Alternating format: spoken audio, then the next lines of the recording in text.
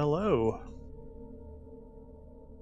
Hello, welcome back to Kaiju Corner. Uh,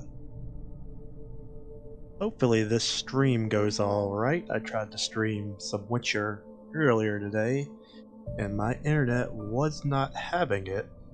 So hopefully this will go much smoother.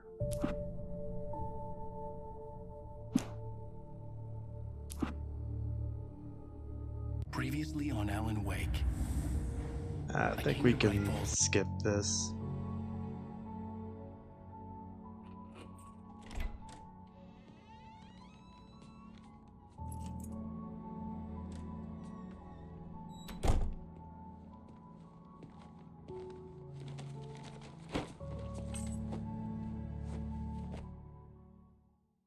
Honey, I'm home. Back here, sweetie. How was it? Worst weather I've ever seen. You should put some coffee on. It'll warm you up.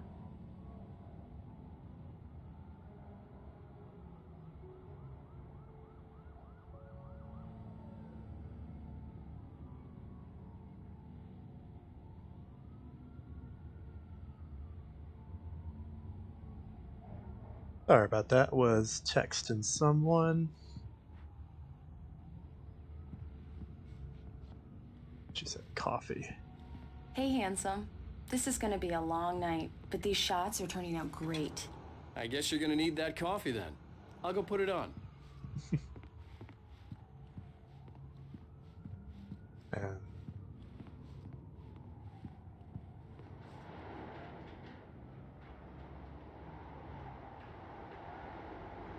I don't know what city this is supposed to be, but it is. It is storming.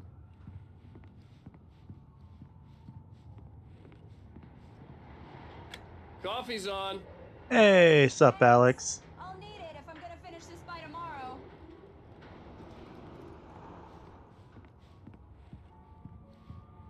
How's it going? Oh, hey, I just finished those cover mock-ups. They're on your desk. Tell me what you think. No kidding. I didn't think you'd get them done this quickly. On occasion, I can perform That's all sorts alright. of miracles, my dear. Oh, really? Well, you seemed to think so last night.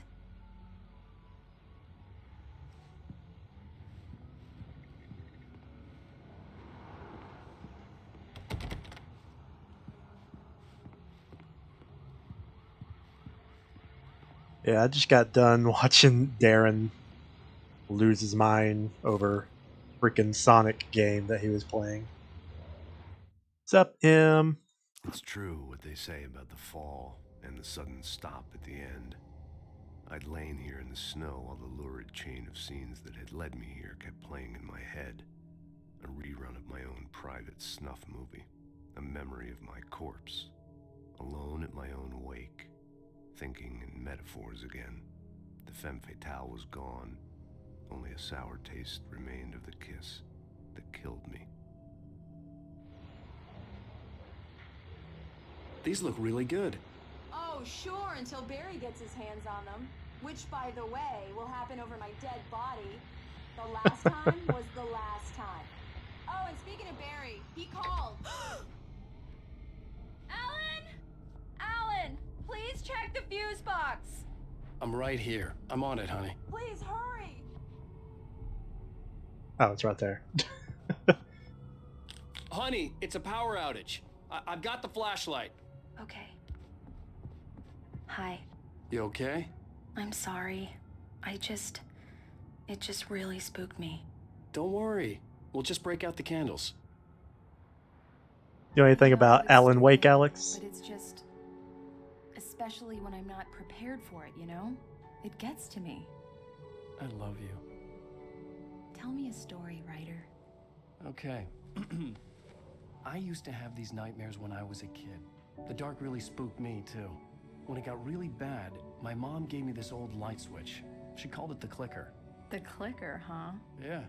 If I ever got scared of the dark, I could just flip the switch and a magic light would scare It's the about- monsters away. Oh, sure. That dude, Alan Wake, he's a There it writer, is. Alan. and Maybe it'll help you too. they move Yeah, nice story, to a writer lake boy.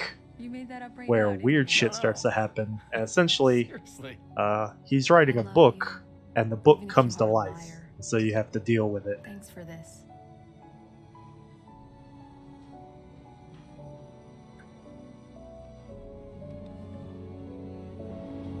So this is a flashback sequence right now.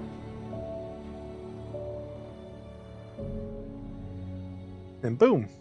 And I love the whole aesthetic of this game because it plays like a TV show. Disorientation, anything like that? Mr. Wake, how are you feeling?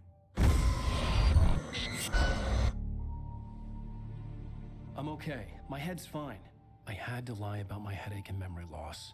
He'd send me to a hospital for tests. I couldn't leave without Alice. Very well. I don't think you have a concussion, but you've obviously been through quite a shock. You should take it easy for a couple of days. Thanks. Well then, Mr. Wake, we're done here. If the pain gets any worse or you experience any other symptoms, you should come see me. I'll let you get on with it then. I guess he was out fishing. Sheriff Breaker is waiting for you. She's very good at her job. I'm sure she can locate your wife in no time. Doc Nelson was the image of a small-town doctor. Sheriff Breaker had called him to the station to take a look at the cut in my head.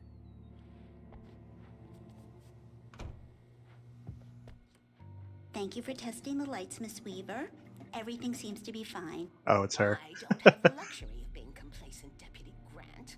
The bulbs will need changing soon. You can't change them in the dark. I'll be sure to take care of it, Miss Weaver. Have a nice day now. Here she is. Come in, Mr. Wake. Your phone's on the desk. The battery was dead. It's charged now. Have you started looking for my wife yet? My men are already on it. Now, can you tell me what happened? I'm not sure. I can't remember. We were arguing. I walked out of the cabin. The cabin on Cauldron Lake? How did you end up at Stucky's gas station? I wanted to tell her what had happened last night, but I couldn't. She'd lock me up. Excuse me. I need to take this. Hello? Alice, please help me. Alice? Stop talking to the law.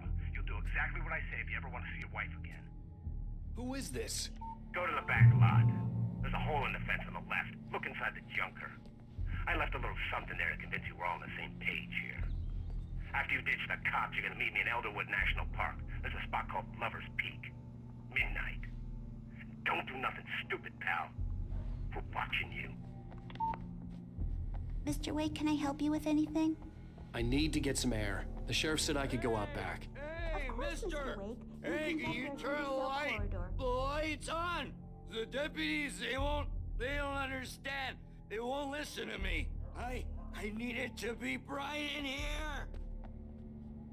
Thank you, man, thank you. Hey, you're all right. You're a good guy. Don't let anybody tell you different. The early morning light hurt my eyes and made my head ache. The man on the phone had said, go through the fence on the left. I guess this is it. Hiya! Alice's driver's license had been placed on the front seat. The caller meant business. Barry? Ow! Ow! Thank God! Where the hell have you been? I've been trying to reach you for a week, you and Alice. I've been worried sick. I flew out yesterday. I'm here in Bright Falls. Barry, listen to me. I'm at the sheriff's station. Come and get me. I can't talk now. Ow! What the hell is going on? I had to get the sheriff to let me go. I needed to get to Elderwood National Park to meet Alice's kidnappers.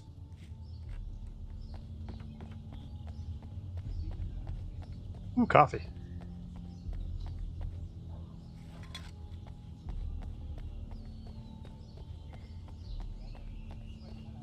This game exists back when games used to really care about collectibles, so there's little things like there's coffee thermoses hidden all over the game. I don't know if you get anything special for collecting them all. I never have. Oh. This is new.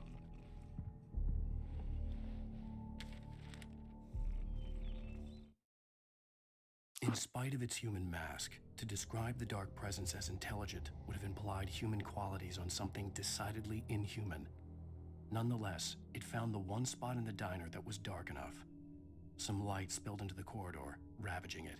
But it took the pain. Horrible as it was, the writer would soon fix that. He would be coming to the one place where it still had power. And these pages are pages from the book that you are currently having to live through. A writer is a light that reveals the world of his story from darkness, shapes it from nothingness. The way a sculptor carves a statue from a block of granite. If I stop, the world I'm making dies. Darkness will reclaim it. It's a long, hard journey into the dark. Alice's life is at stake, but I can't think about that, or I'll lose it. The dread lingers at the edge of perception. I'll push on. Anything is possible here. I'll write the story. I'll save her. Marvelous, Sarah. I just wanted to settle all the damage the Anderson brothers might have inadvertently caused on their recent and regrettable little outing. They are not accountable for their actions, of course. I can assure you that my staff has been... Are you feeling any better, Mr. Wake? I'd like to leave. Am I free to go? Well, we still need to talk about... Am I under arrest? No, of course not. But I need to know where you'll be staying so I can get in touch with you. I'd avoid the motel. The Majestic is known for its roaches. The cabins at Elderwood are pretty nice, though. That sounds perfect. I'm Dr. Emil Hartman. I'd like to invite you to stay at Cauldron Lake Lodge. Did you talk to my wife? I had the pleasure of discussing your situation with her on several occasions. Did you set something up with her? I invited her here. My clinic is a place where... Oh, hey! Oh, my! Take it easy.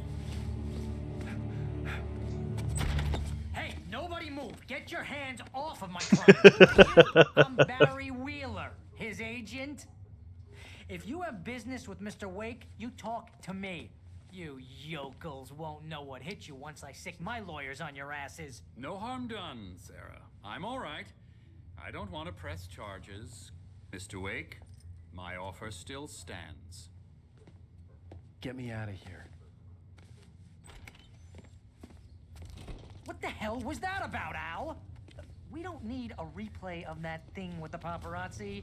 I thought they were gonna lock you up. I had to talk to someone. I told Barry everything. He thought I was certifiable, but when he heard about the manuscript, I had him. The fact that I'd written something, even if I couldn't remember it, was enough for him. He smelled money. And he believed that Alice had been kidnapped. Anything beyond that was another story. I had a midnight appointment with the kidnapper in a place called Lover's Peak, somewhere in Elderwood National Park.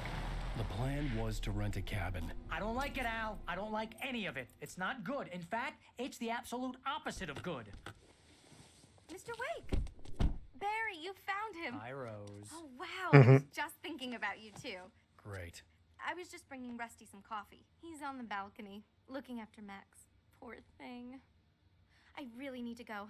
Great to see you again, Mr. Wake. Later! Who's Max? What an airhead. Jeez, Mr. Takes a swing at everybody. This is not her fault.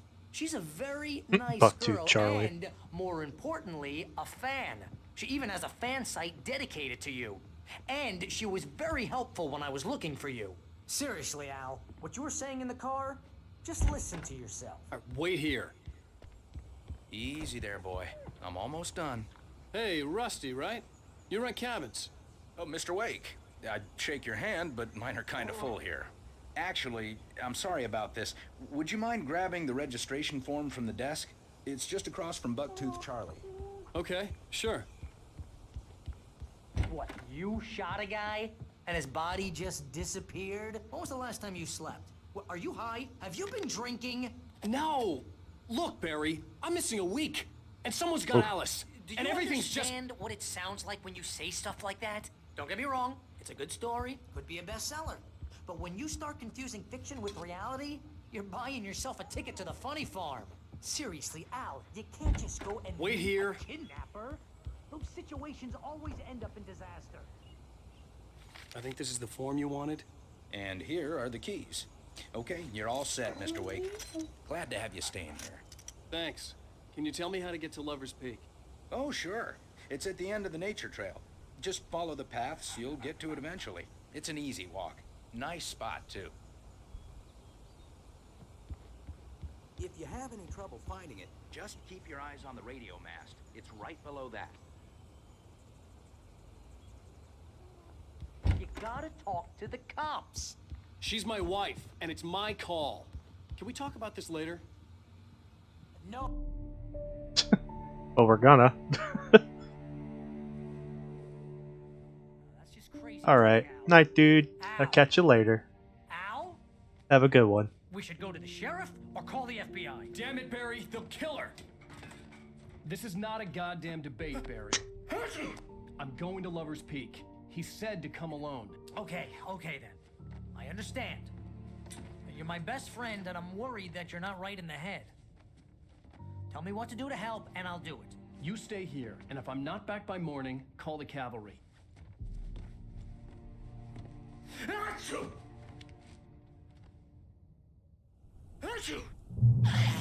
Just be careful with the natives, Al. These yokels are dangerous. Everybody hates a tourist, or it'll be deliverance all over again. Bless you.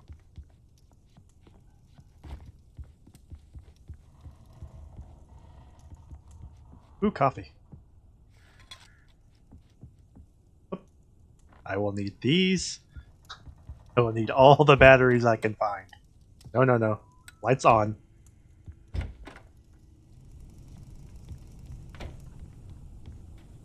Why? I don't. She took my gun. Oh, nope. I'll hold down the fort. I still have it. Every step of the way, Al. Locking the door now. Oh, hello. Barry had never gotten along with Alice, but he knew Alan loved her with an almost frightening intensity. And now something had happened to Alice. And here was Al armed with a gun and saying things people got put in padded cells for. It was as if his friend had experienced a massive psychotic episode and was now totally disconnected from reality. It scared the shit out of Barry. Yeah. This would be some spooky shit in real life. I knew I should have gone to the cops. This wasn't the smartest thing I'd ever done, but I was still angry with Barry for trying to talk me out of it. These people had called me right in the sheriff's station. The cops wouldn't scare them, and they had Alice.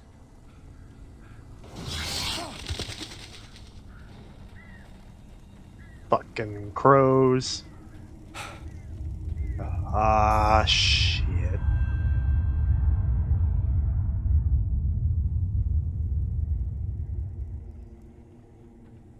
It begins.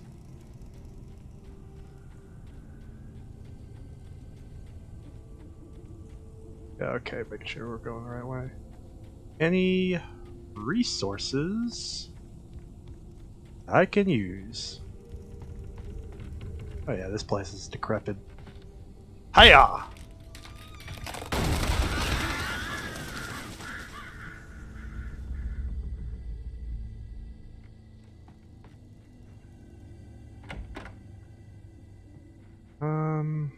Dang.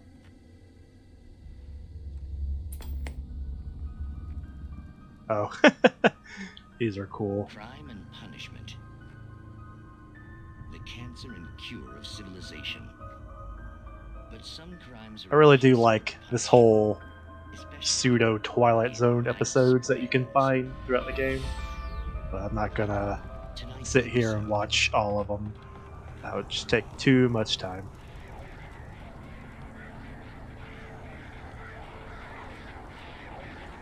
Oh boy. I'm surprised that's not heading my way.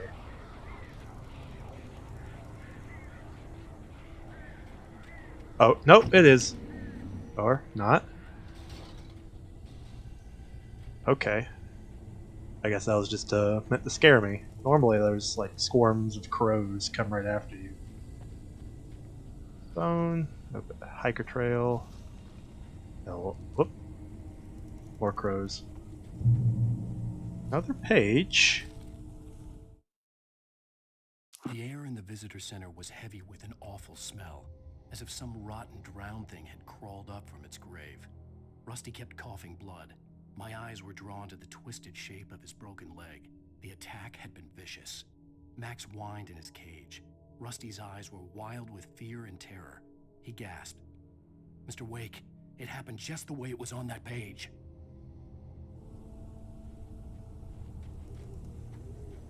I don't know if all the pages act as foreshadowing for the level that you're in. I can't remember.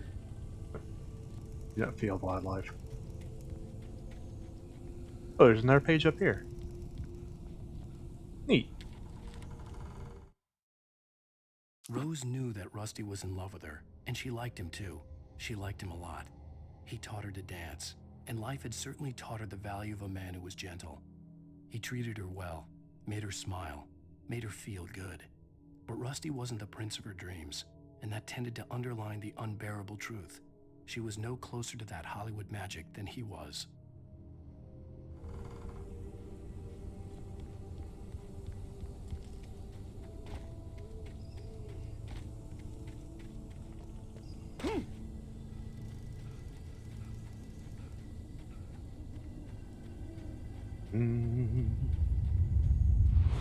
Up.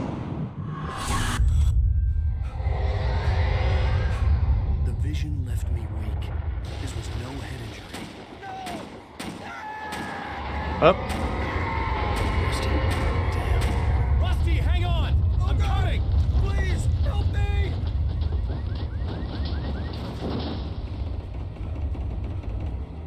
Anybody? Help me! Help me! Power line. Can you hear me? Anyone! Please help! Hello? Back here. I'm back here. Hey. Mr. Wake? Oh, hell. It happened just the way it was on that page. I found came true. It knew. So dark. It'll come back for me. You must... The lights. In the office. I have the key. Okay, Rusty. Hang on. I'll be right back.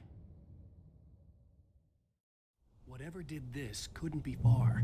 Rusty had found a page from the manuscript. It would help me understand what had happened. Wait, is there a page? That page here?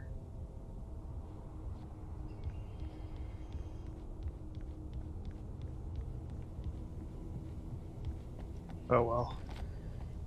The only way to make sure that Rusty was safe was to get the power running and the lights back on.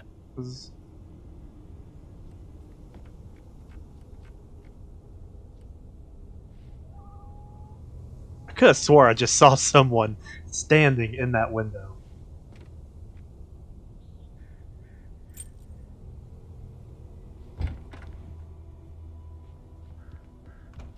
Oh, well, here's a page. At the last instant, I changed direction and threw myself down. The axe splintered the trunk of a tree. I stumbled into the pool of bright light. My lungs burned. I was too exhausted to move.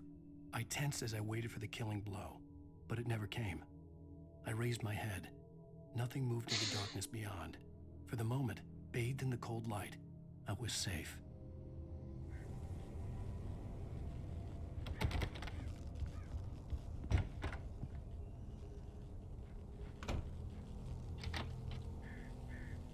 Batteries and bullets. Good. Where's... Ah. I was too late. Someone had destroyed the circuit breaker. There was no way to get the lights back on. Well... Rusty! Rusty!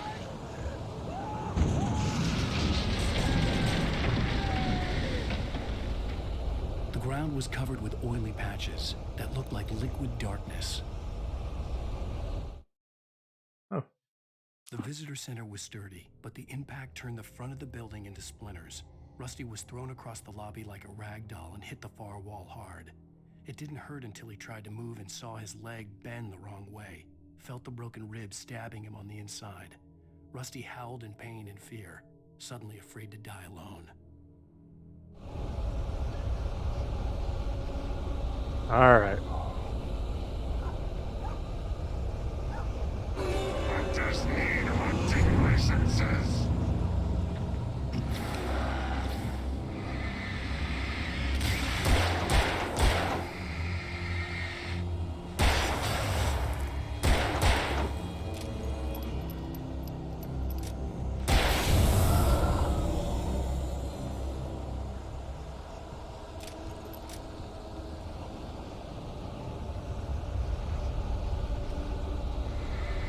Oh.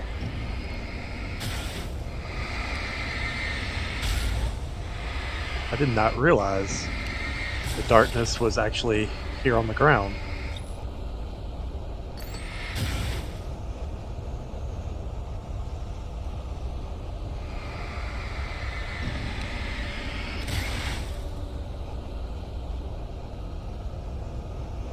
There more of it somewhere. Gotta be.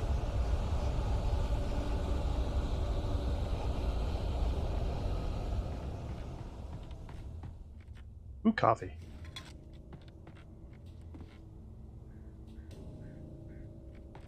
Anything in here? Oh, nope. That was it.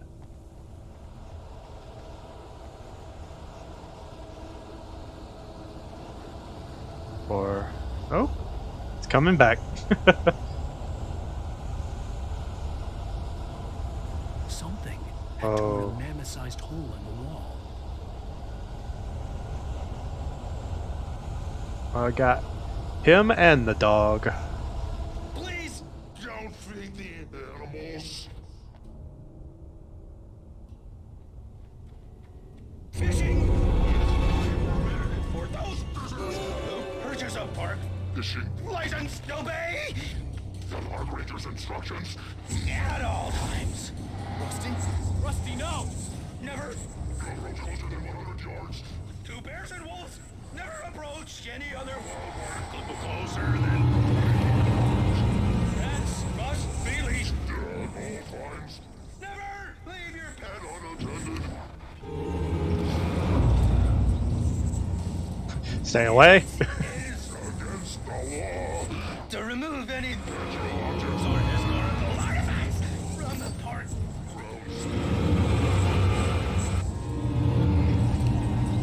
This includes even you may along the river or even simple berries.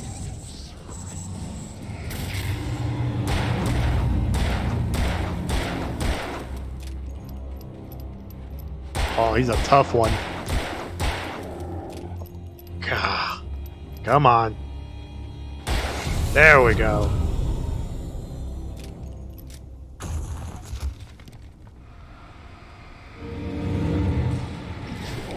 Woo.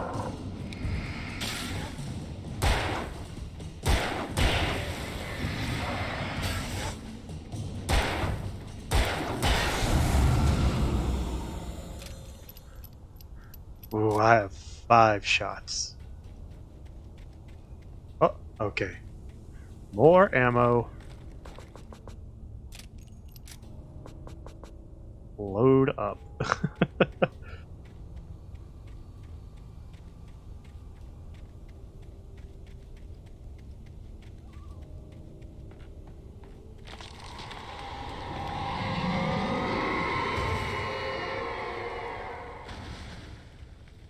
Oof.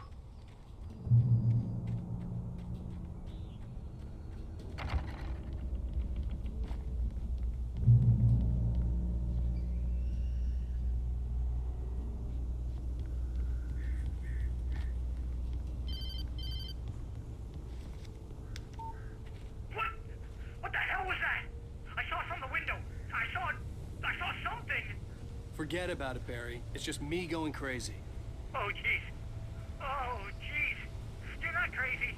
I wish you were crazy, but you're not crazy. Ow, be careful.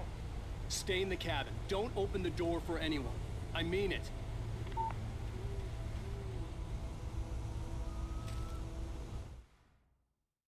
In that last instant of consciousness, Rusty thought about Rose. He was older than she was. Rose was barely out of her teens, but she made him feel young and forget what a train wreck his long-dead marriage had been. He still wore the ring. He'd been waiting for her to tell him to take it off. Now she never would.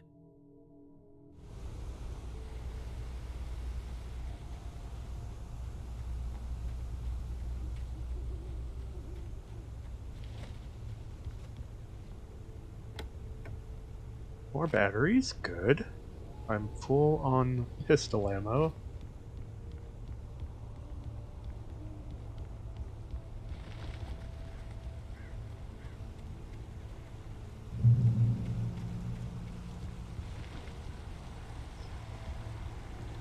Lover's Peak was at the far end of the nature trail.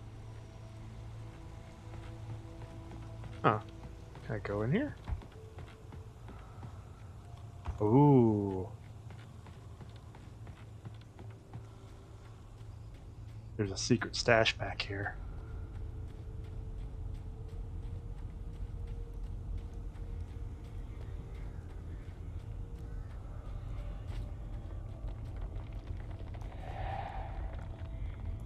Hello. Huh.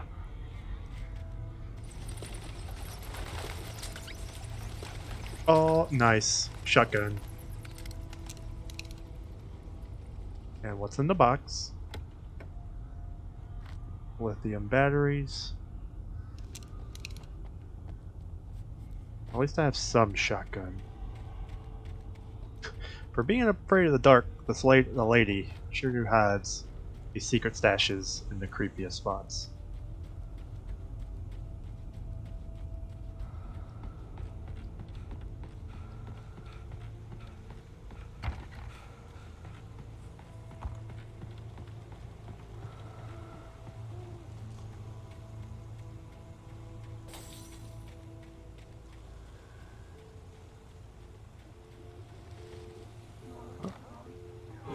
Oh! Oh, it's an ambush. Ah! Piss.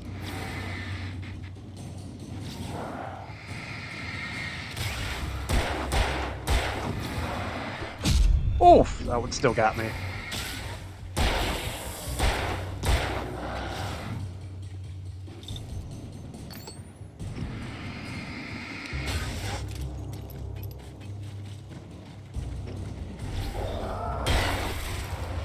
Woo! Oh, come on. Come on, come on, come on.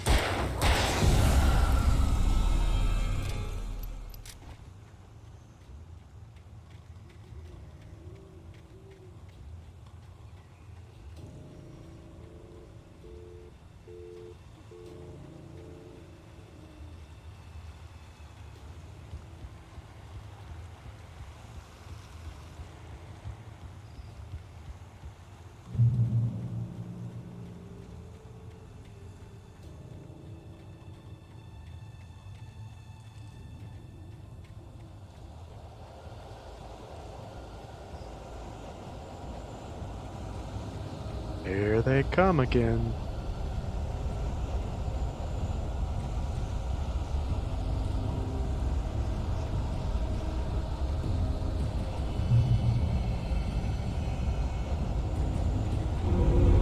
Oof!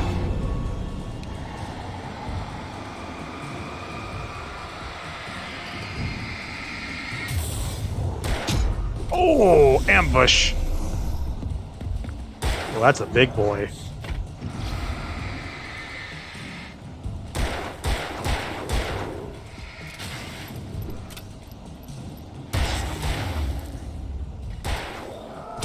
Oh, fuck.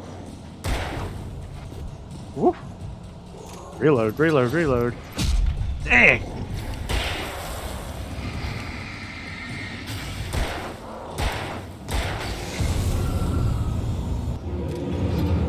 Woo.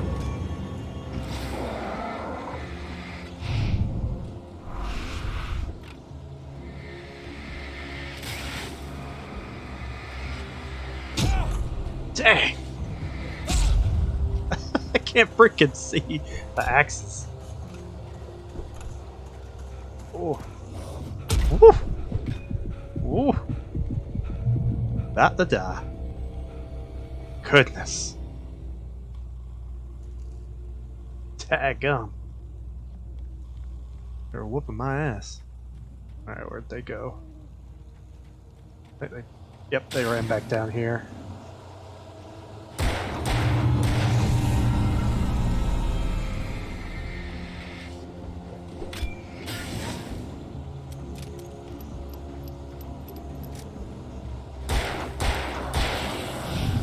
Whew. Alright. Time that one well.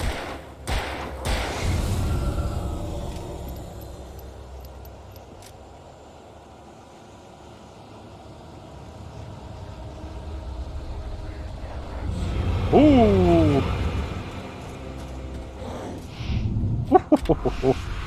Skill for dodge. Ooh, I didn't dodge that one. Come on, Alan. Run. Ooh, ooh. Not a good look.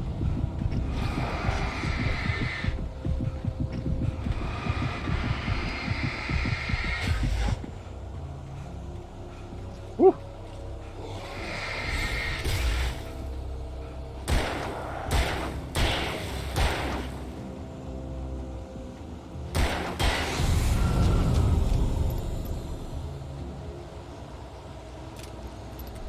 Oh, you dick.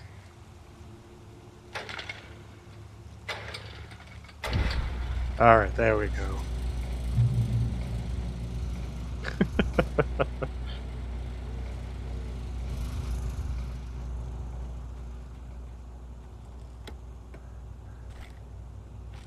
Good, good.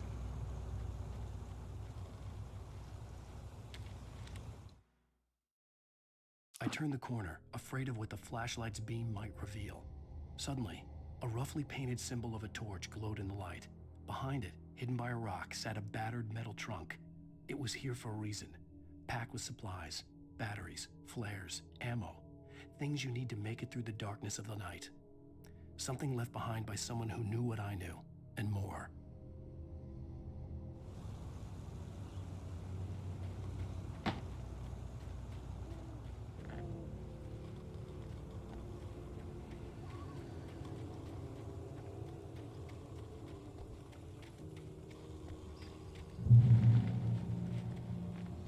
I remember seeing that and totally thinking I was gonna have to fight a bear, but I don't think you do.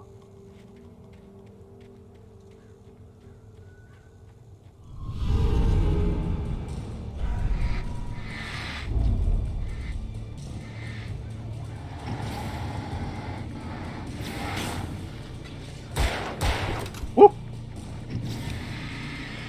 Back it up.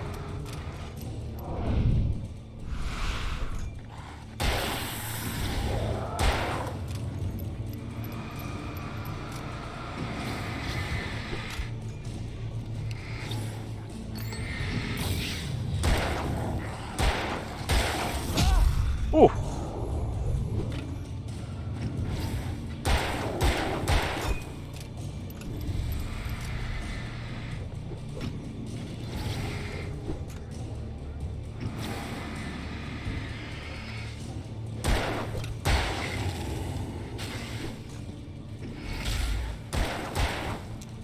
Oh, dang, I am seriously out of ammo. Woo. Ooh, gotta run. Come on. Whew. This dude's about to kill me.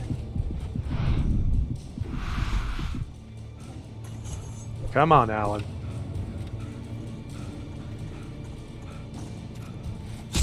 Oh! Dang! I just couldn't get that dodge right. Oof.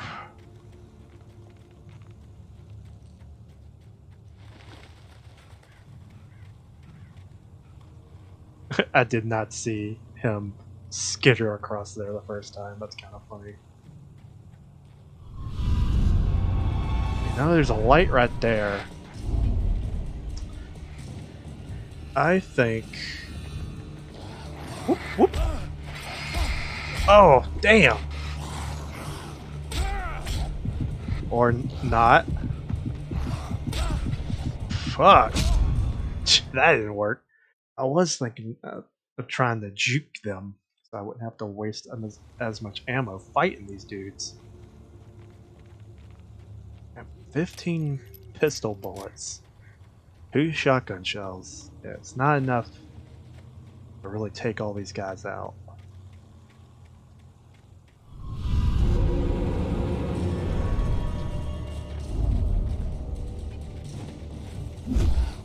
Whoop. Skill for dodge.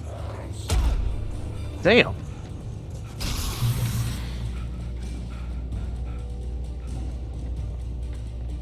Made it though.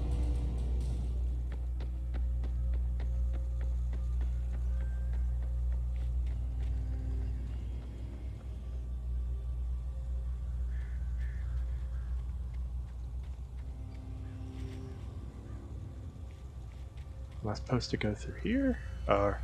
No, it's all barricaded up.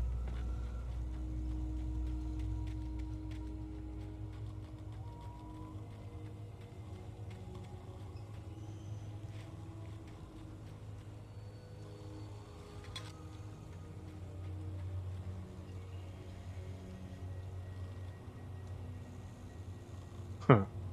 Alright.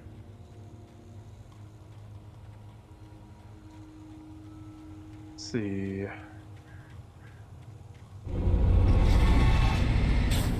Oh, these guys freaking follow me. Damn.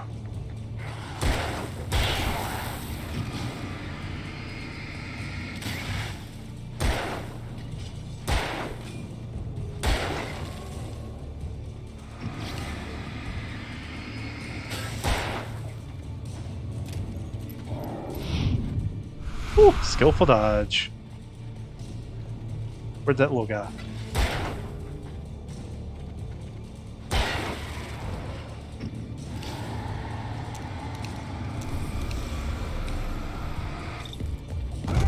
Ooh, I forgot the big dudes could just barrel you over.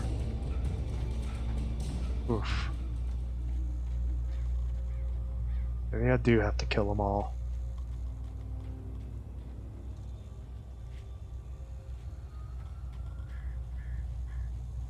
Where'd he go?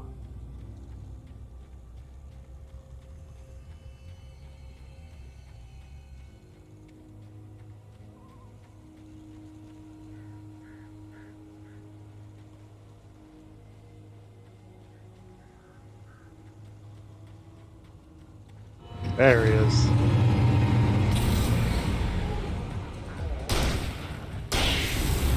Oh, boom. There we go.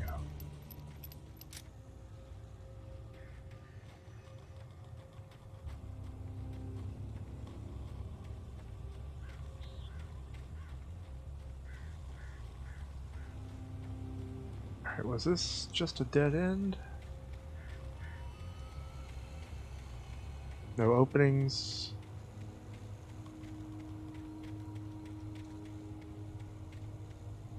Does it look like an actual opening?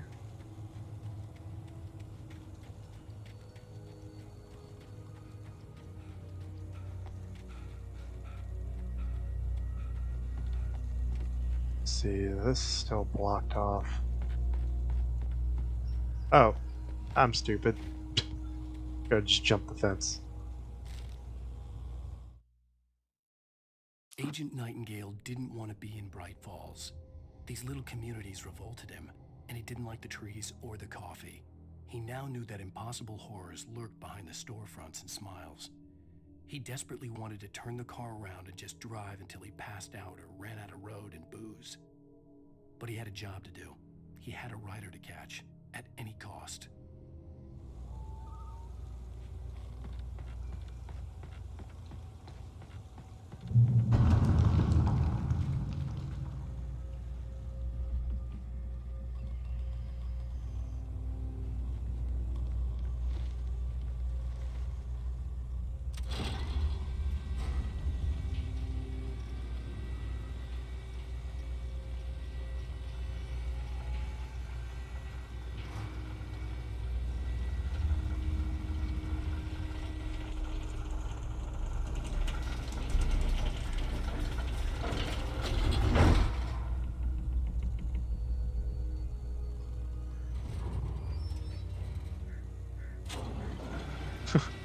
This is sketchy. Shit. Yep.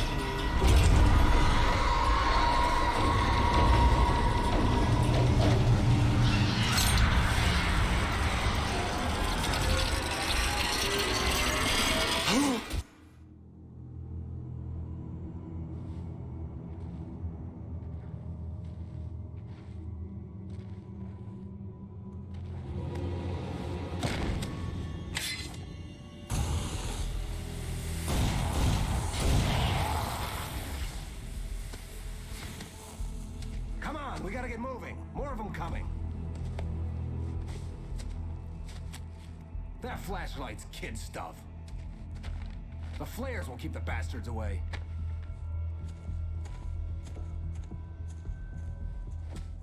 You can see them too? Hell, of course I see them. Come on, we gotta move. Why? Because that's the way the story goes. Yeah, Let's but move. I lost my gun back there. Oh, I've got a gun. Just keep that light steady on him. It took a moment, but then I recognized him.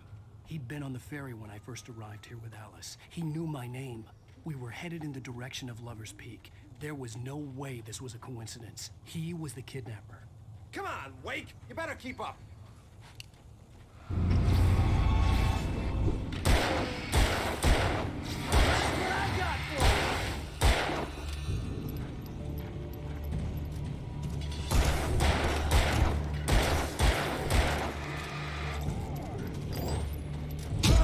Oof.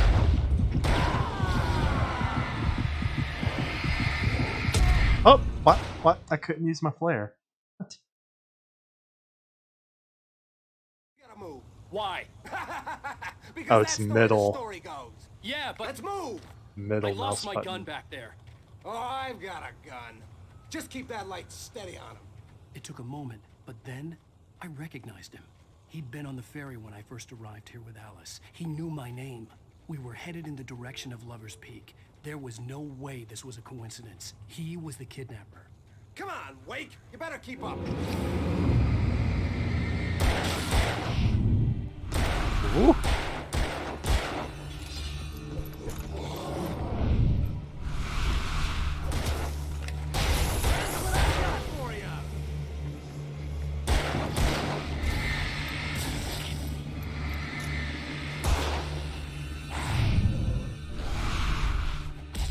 Ow.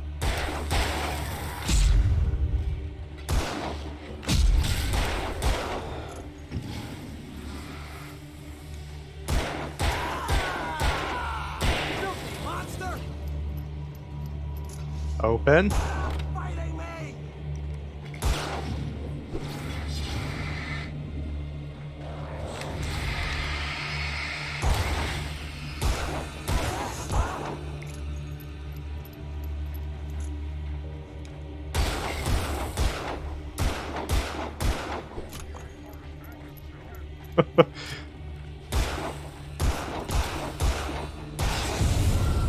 Lover's Peak.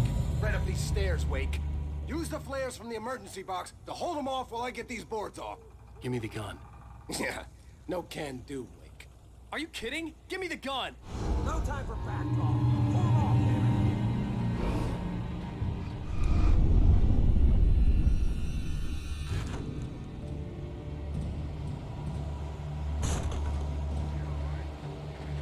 A little longer. Scare 'em off. Get some light on those bastards. That'll keep them off us.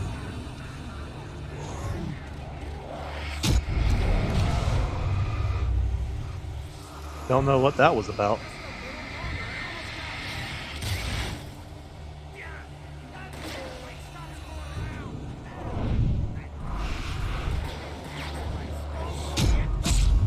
Oof. Got that double tap right there. Right up these stairs, Wake. Use the Alright. flares from the Have emergency to keep box him off to me. hold 'em off while I get these And boards off him. Give me the gun. And I have 6 flares. No can do, Wake. Are you kidding? Give me the gun! No time for back talk. Hold 'em off, damn it.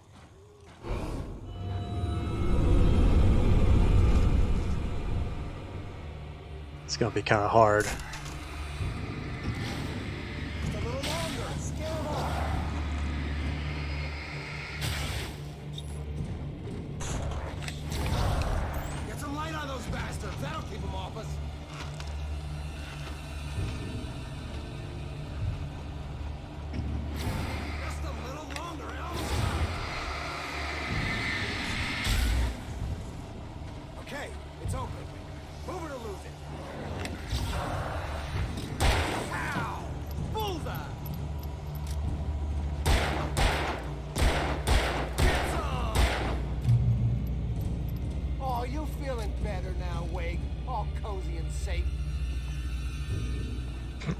Such a dick.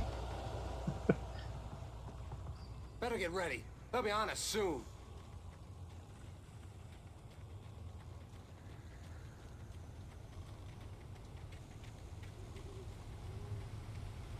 Oh, thing of thermos. Boop. This is it, Wake. The last stand. There's more flares here. Get ready. We fight them as long as they keep coming. Give me the goddamn gun! They're coming! That's not how this goes. Get with the program, Wake. Woo! Yeah, that's right. That's right. You just keep coming. Ooh! Dude with knife hurts. Already died.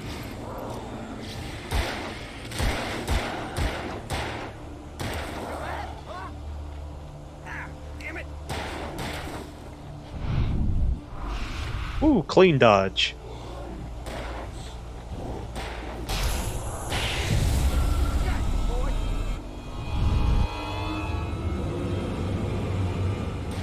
Ooh.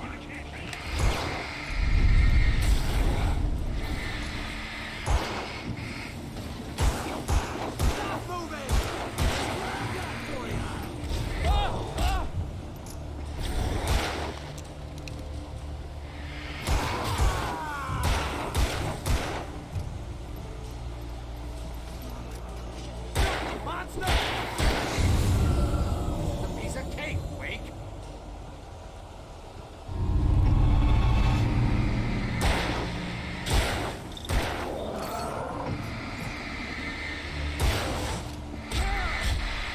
Oh, get off, get off, get off. Fighting me!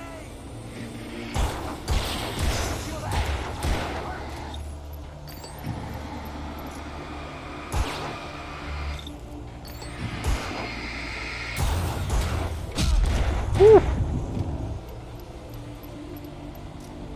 Oh!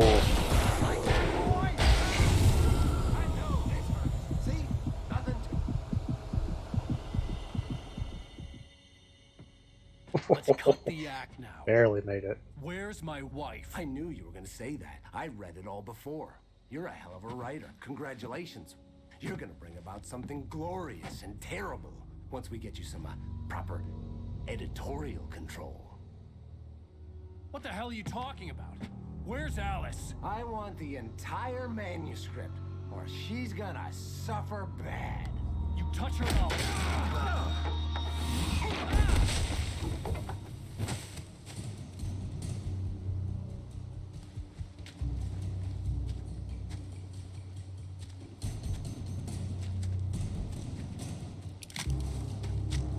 You're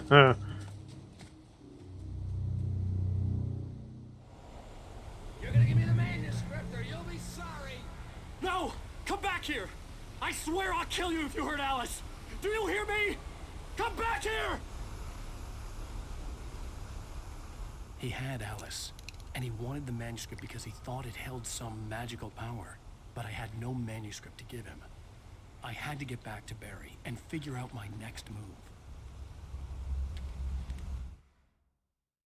On more than one occasion, Alice had tried to explain to me how it felt to be afraid of the dark.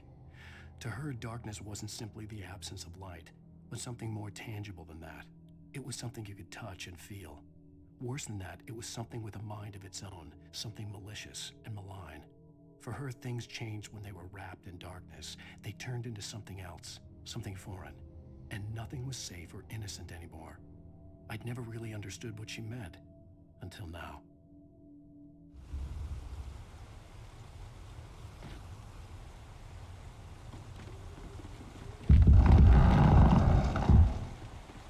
Ooh. Okay.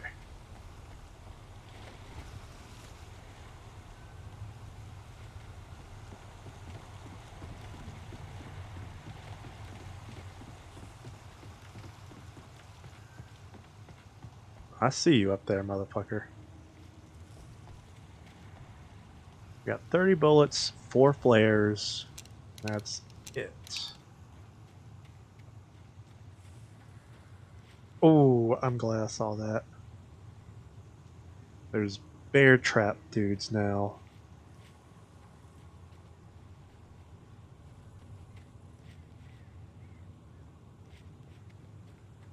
There's another one.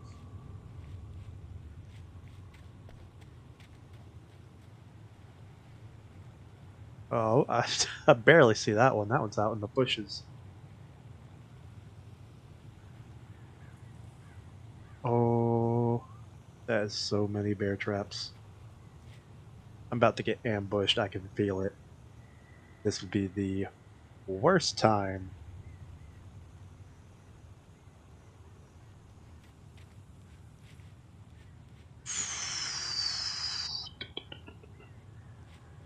Fuck.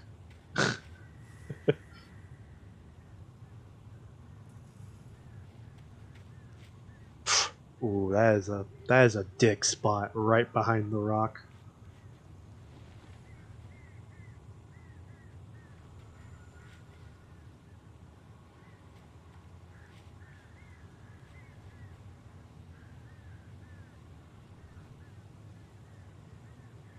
Okay. I guess we're good. Oh wow, full of ammo. Just that quick.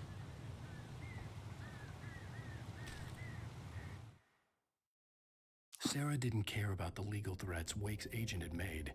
She let Wake go without argument, because there was something about him she couldn't quite put her finger on, something that reminded her of her father. She didn't think Wake would hurt his wife. Then she thought about the way he waded into Hartman, that hair-trigger rage flaring up without warning.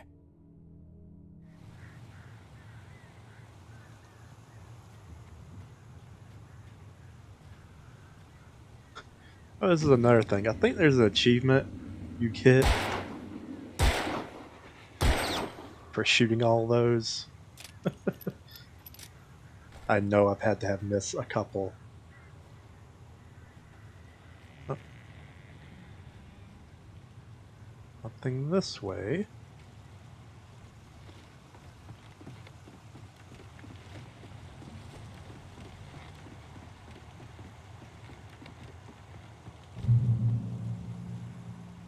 There are gonna be more bear traps. This would be a great spot for them because I can barely see.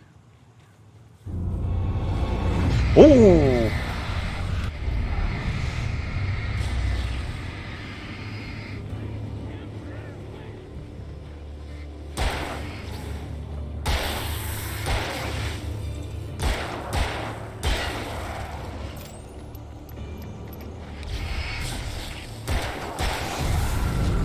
Oh, that was a sneaky one. They sprung up right in front of me. Ah, there's more coming. Yes.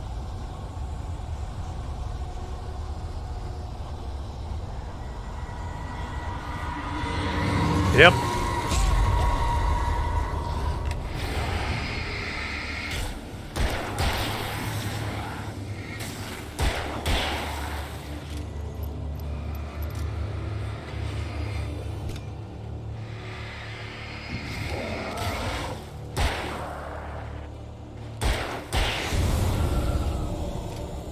I wonder who... That dude in the jog suit, I wonder who that's supposed to be. Because they only really took time to focus on two of the shadow people when they first introduced them. I think after that they all are just like random people that you run into.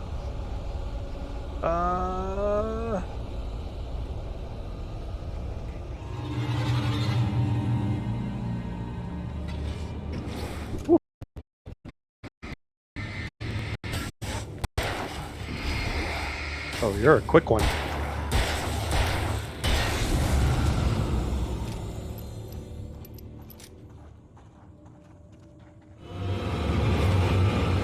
I knew I heard footsteps. Oh, there's a big one. Suck flare.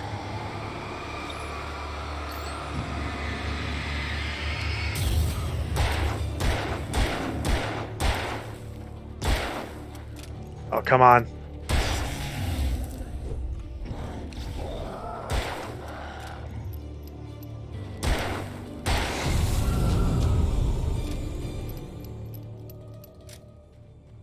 Please be something over here.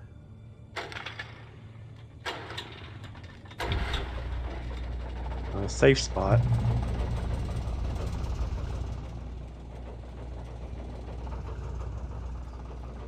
Thermos.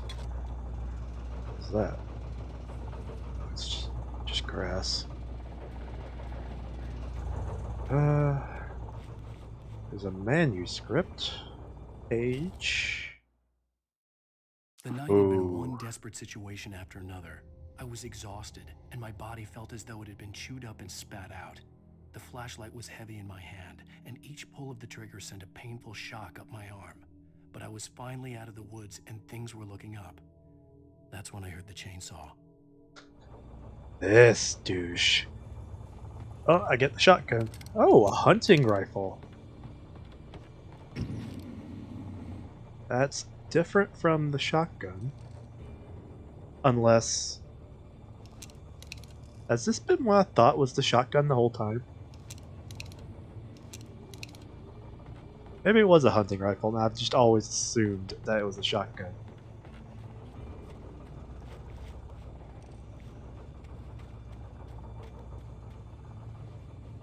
Oh, I got 12 pistol bullets, a flare, and 5 rifle bullets.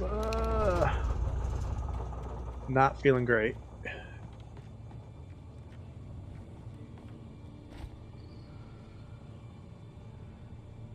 Oh, hello. Crashed plane? What? I had heard the plane fall. It made no sense. It was clear that it had just fallen here, but it was very old and obviously hadn't flown in decades. Looking at it sent a shiver down my spine.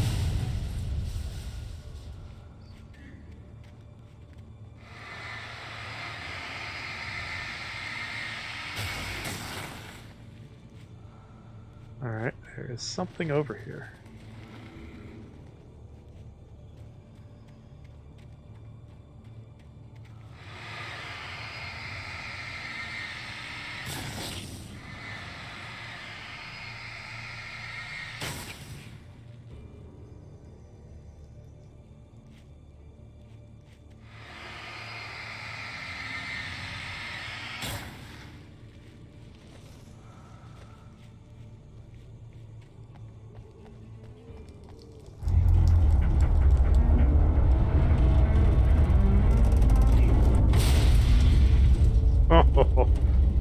Alrighty then.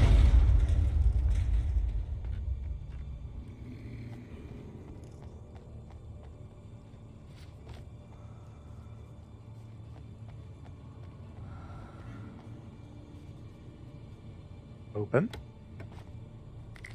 2 flares, alright.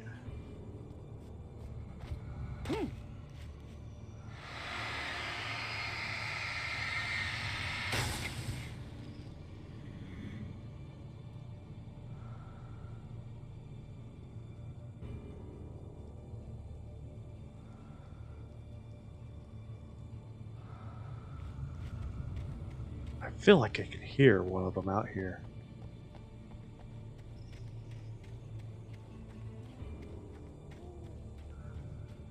Ooh, another flare. Alright, a little better. Still wish I had more bullets though.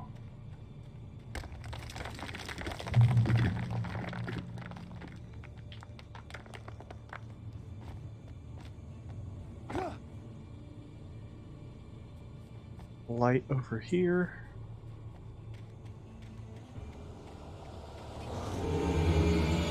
Mm-hmm.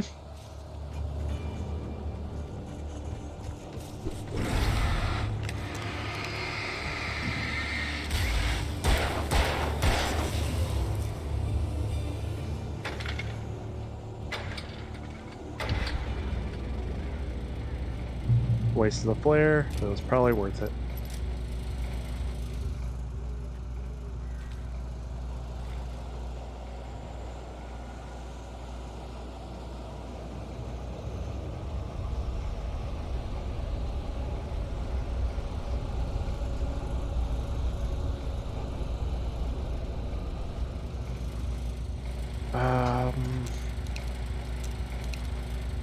Have a little bit more ammo.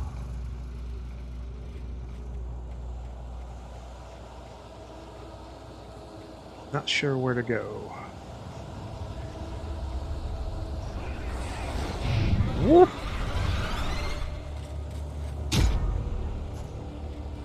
Alright. Take two. Need to figure out which direction I'm supposed to head. It looks like a dead tree over there. So another, like, land bridge. It's where I came from.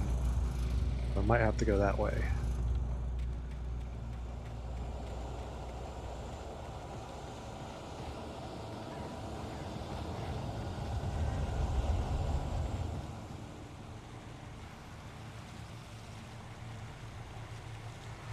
I see ya. Oh, okay. Cannot dodge while I'm up here.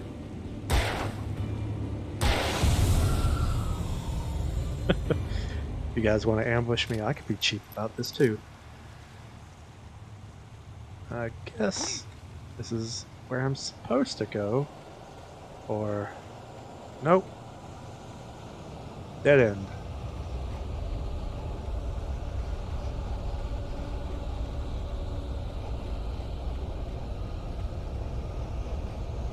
Alright, there's some more, y'all. Where'd y'all go?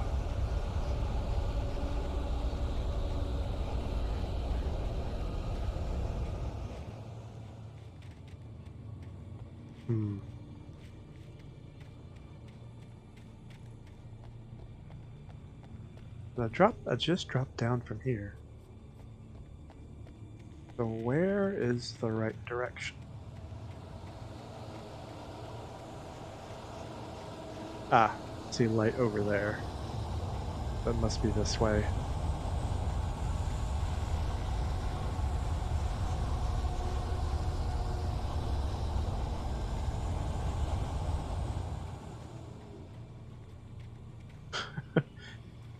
Keeps teasing me. Ooh.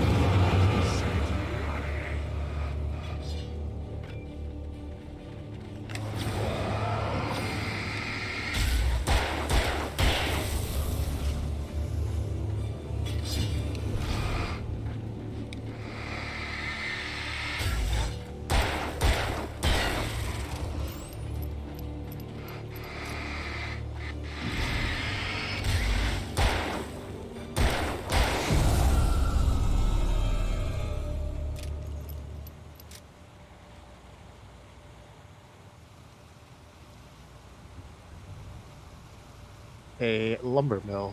Yeah, great.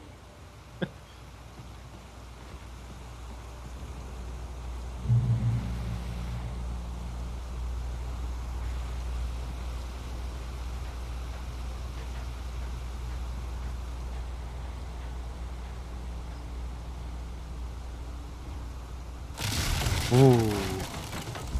Nope, nope, nope, nope, nope, nope.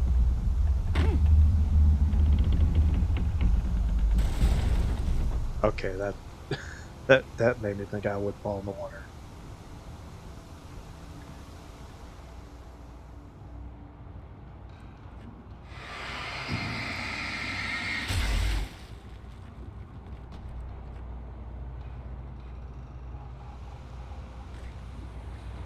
Thank you.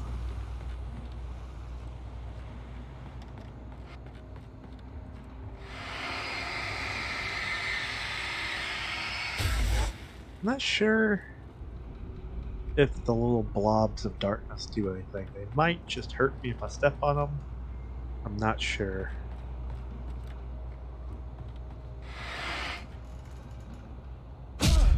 Yep, they do. Okay.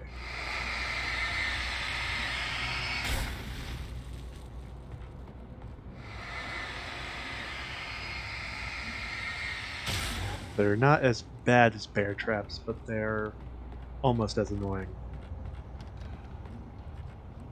And there's a page over there. How do I get over there?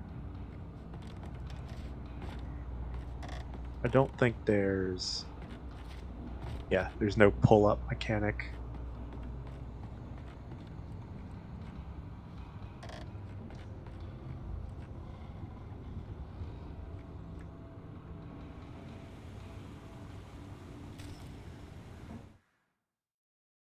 The logging site was a mess. The modular office had been pushed off the cliff. Deputy Thornton climbed up from the wreckage excited, breathing hard from the exertion. Nobody there. It's weird. Don't you think that's weird? Bored, Mulligan let out a mighty snort.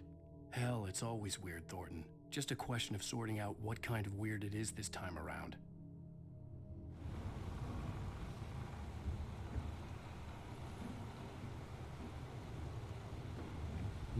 And hear other footsteps.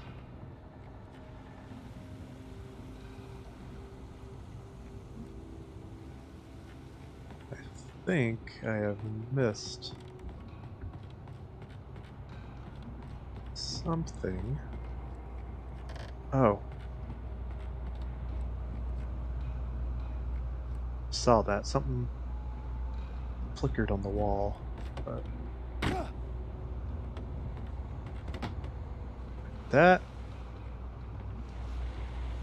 This looks like it can go up. So maybe I need to find a way to turn that on.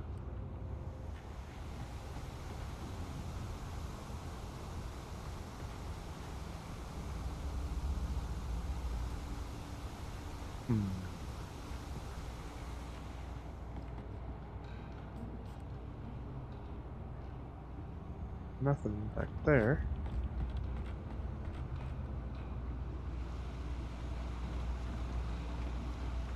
Is this a kickable door?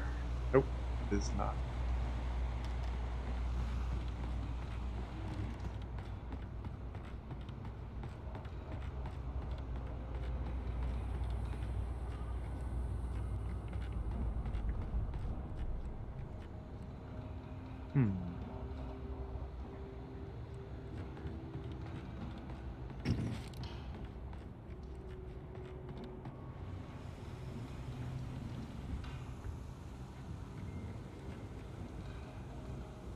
Doesn't look like I'm meant to go over there. Then where do I need to go?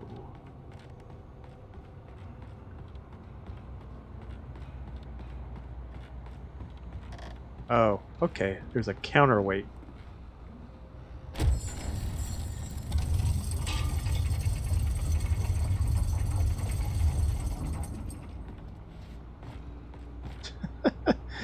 that definitely lagged out a little bit.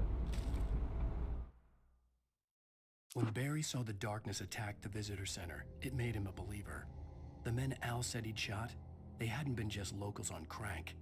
Somehow the world had changed, like the channel had been switched without warning. You think you're watching a sitcom, and you're really watching a horror show.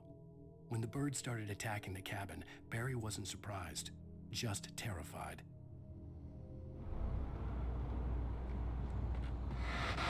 Oop.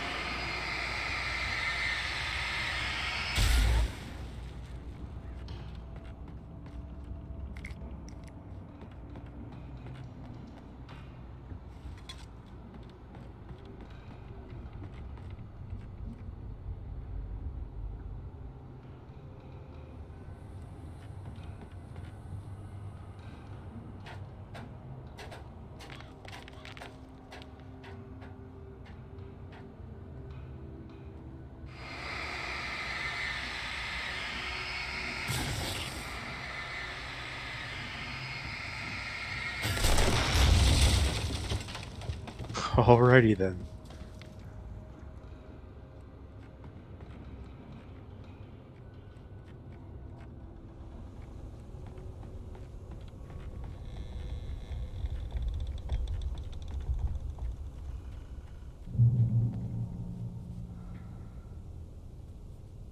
Darkness wears her face.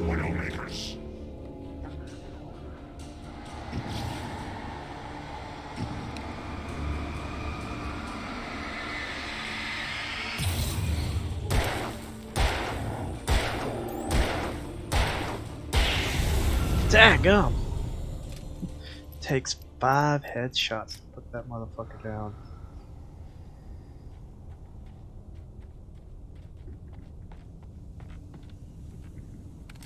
Hunting rifle.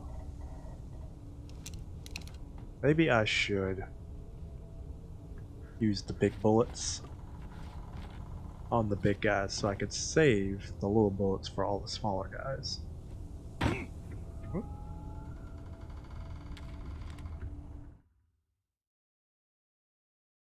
Shadows stirred and the wind picked up as I ran through the forest. I felt the dark presence turning its gaze toward me. Then the moonlight was blotted out by dark shadows that raced violently across the ground, moving too swiftly to be natural. Darkness gathered between the trees and melted again to reveal the Taken.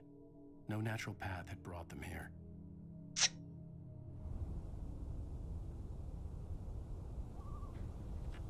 I really love this game and like its story and everything, and it kind of made me happy that this game did get a sequel. It just sucks that the sequel is so terrible. It's so bad I can't even recommend playing it just to play it. It feels almost like an embarrassment to this first game.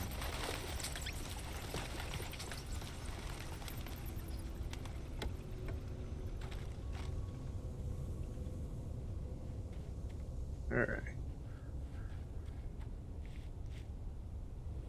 2 ways to go. That looks like a dead end. Yeah.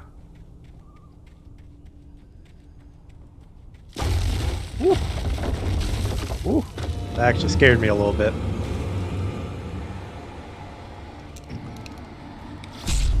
Ow! The freaking log hit me. Are these 2 big guys? Goodness.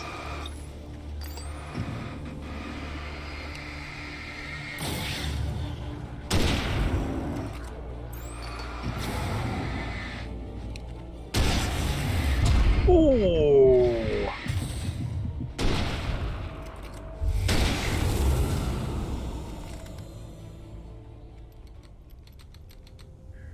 Yeah, 2 shots from the rifle takes them down compared to 5 pistol shots.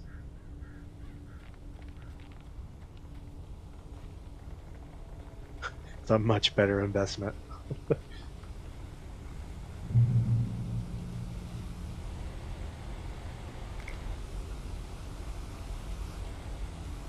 Hello? Can I... There we go. Can I not open that? Alright.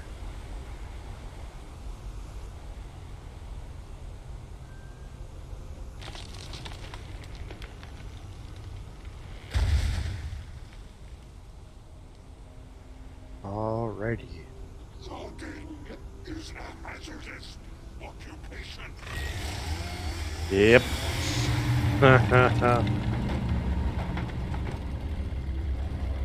Chainsaw Manny.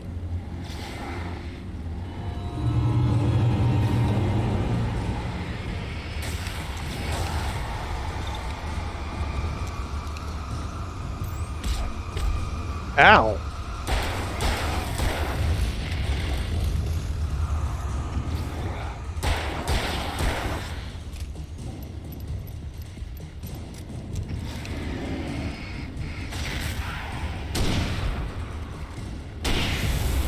Ooh. Okay. He was like a regular big guy. So remember, the first real shadow they throw at you is like a boss. He's like he was kind of like actually hard to fight.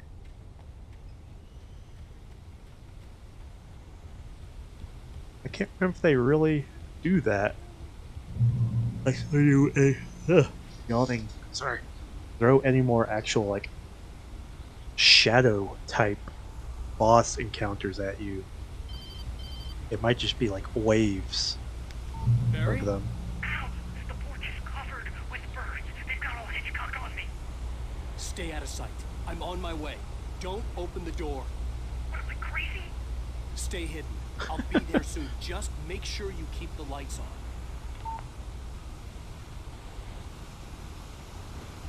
Damn birds.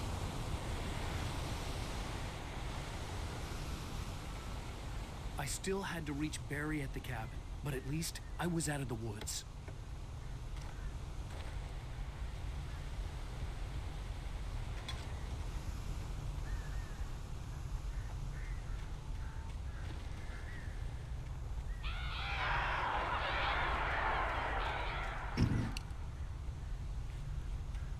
Okay. I'd have to get the car from the locked garage. It would get me back to Barry faster, and the headlights were a welcome bonus.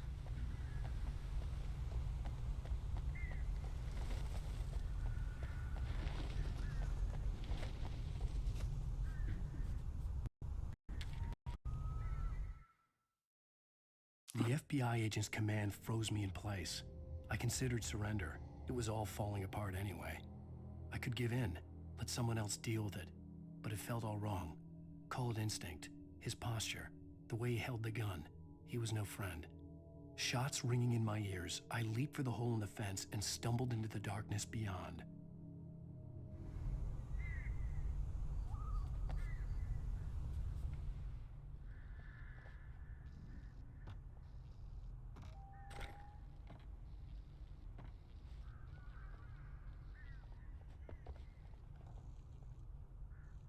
For us being in a bathroom, there are no toilets.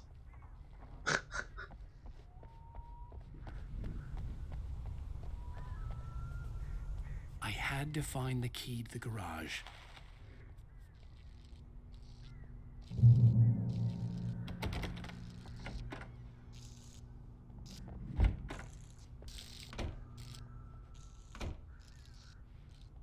A wheelbarrow.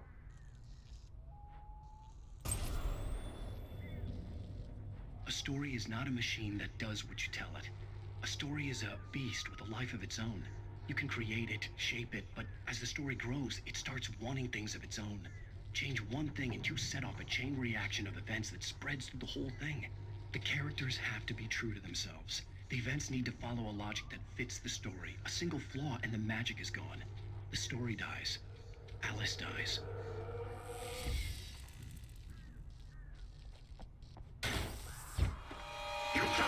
Wolf. And yourself.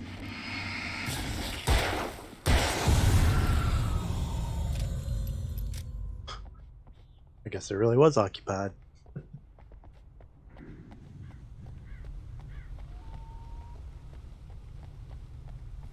Damn birds.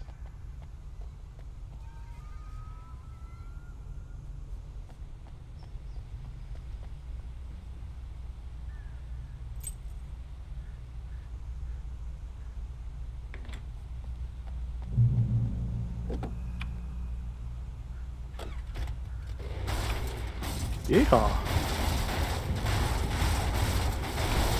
Boom! Get out of my way. Fuck you.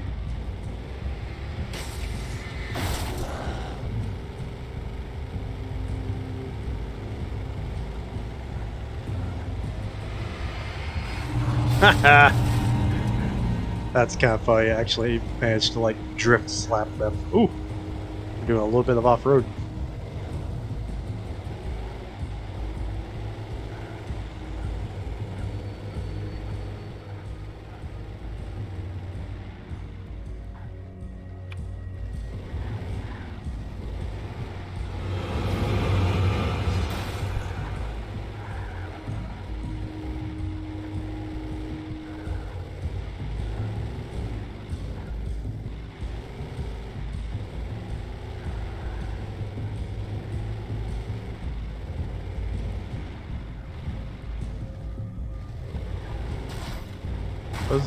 Whoop. This is that first place. Oh yeah, he must have whopped one of these tires. This thing's handling all weird now.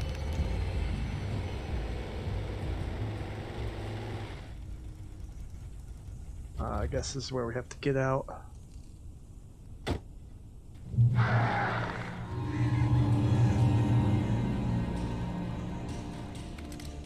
The flare gun was probably the best weapon I could imagine against the dark things I was facing. Oh my. Yep, that's a lot of crows.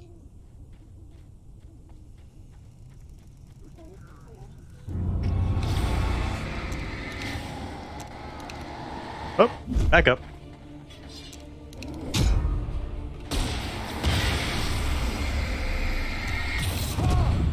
Oof.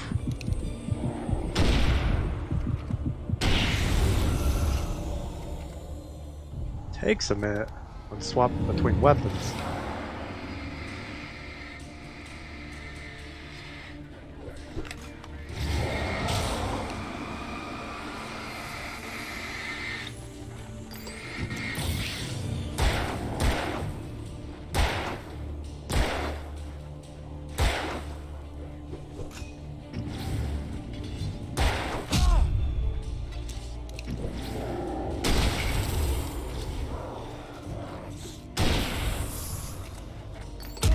Oof.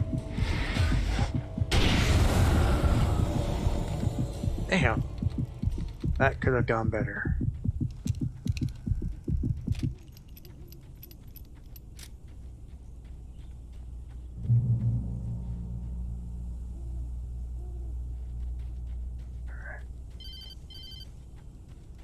It was the kidnapper. You son of a bitch! Where's my wife? Enough horseplay, Wake. You deliver the manuscript, and you can have your woman back. Simple as that. I don't... Listen. Listen. I'm gonna need time to finish it. I still need to write the ending. I need... a week. It's not done? I need a week. 2 days. The old Bright Falls coal mine is nearby. You can find it easy, city boy. The main building, there at noon. You bring the manuscript, you'll get your wife. Not, well, get me? Yes, I get you.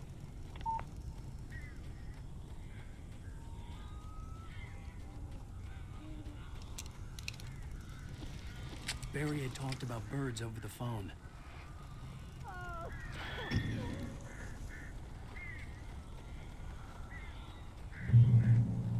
Darkness controls the Taken.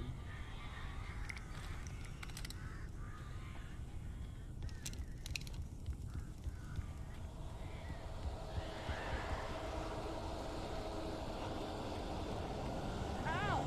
Al, I am so glad you're here. A couple of them got in here before I blocked the shipment. This isn't normal. These birds are weird.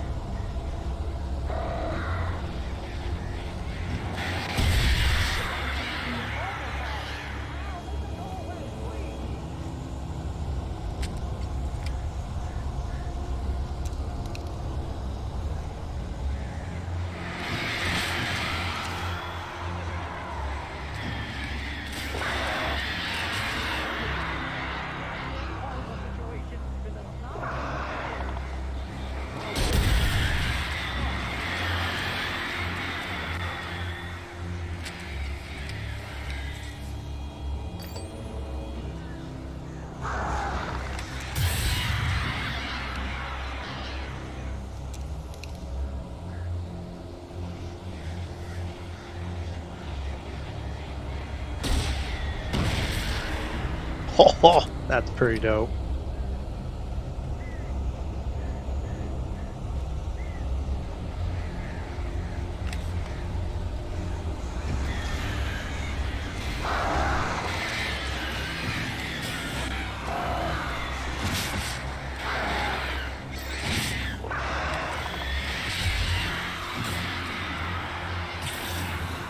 Barry, you can open the door now. They're gone. Hey, Al. I'm sorry for thinking you were having a psychotic episode, man. I sent Barry to the town to ask around about a man fitting the kidnapper's description. He'd go through the archives of the local paper. Perhaps he could learn something. Anything about the island and the cabin that had disappeared. The man wanted a manuscript. I had to try to write him one to get Alice back.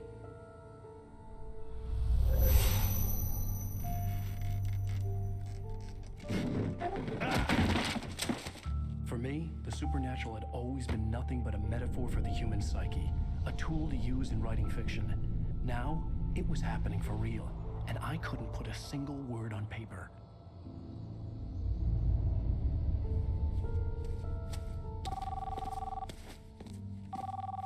Barry Wheeler speaking. This is Rose. Rose? I found Mr. Wake's pages. Oh, you sweet, brilliant girl. Could you and Mr. Wake come get them? I live in the trailer park outside the town. We'll be there in less than an hour. Bye now. See you soon.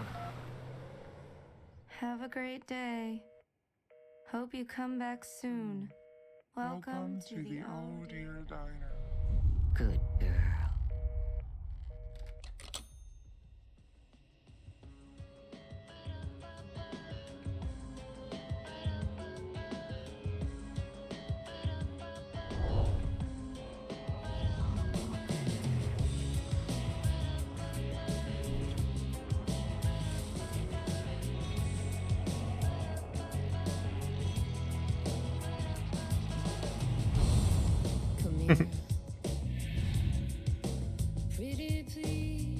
And that's the end of episode 2. Gonna go ahead and skip. Just skip through the credits and recap. Anyway? I don't know. She's resourceful. I told you you were too hard on her. Listen, I found out all sorts of interesting stuff while I was digging around. Yeah. Mr. Wake, it's Sheriff Breaker. We have an FBI agent here, Agent Nightingale. FBI? He's anxious to see you. You'd better come to the station. Okay, I'll be right over, Sheriff. Let's make this quick, huh? Help you folks? Name's Randolph. I'm the manager. We're looking for Rose. Works as a waitress down at the diner. Rose, sure. All that stuff Nice girl. had a glitch loading Who in. wants to know? I'm Alan Wake. The writer, huh? I heard on the radio you were visiting. Well, I'll show you her trailer. That Rose, she's a nice girl. Always pays her rent on time. As I was saying, Al, I found all sorts of weird stuff from the local newspaper's archives. This place is crazy. Disappearances, mysterious deaths, urban legends come true, and get this, most of this stuff takes place around Cauldron Lake. Well, you ain't wrong, mister. The Indians thought the lake was a doorway to the underworld. I'm the God-fearing type myself. I don't hold with that sort of thing. Yeah, okay. Anyway, there was an island there owned by a guy called Thomas Zane. Now, some of the articles I found about him make him out to be a famous writer, but I ran a bunch of searches, couldn't find a single thing he wrote. Zane was heavily into diving, so much so that the place came to be called Diver's Isle. But the volcano under the lake erupted in 1970, and Zane went down with the island. Yeah, how about that? It was there in the morning, as if it had fallen from the sky. But it would take a tornado to lift something like that. We're damn lucky it didn't crush any of the trailers. Come on, mister. I'll take you to Rose's trailer.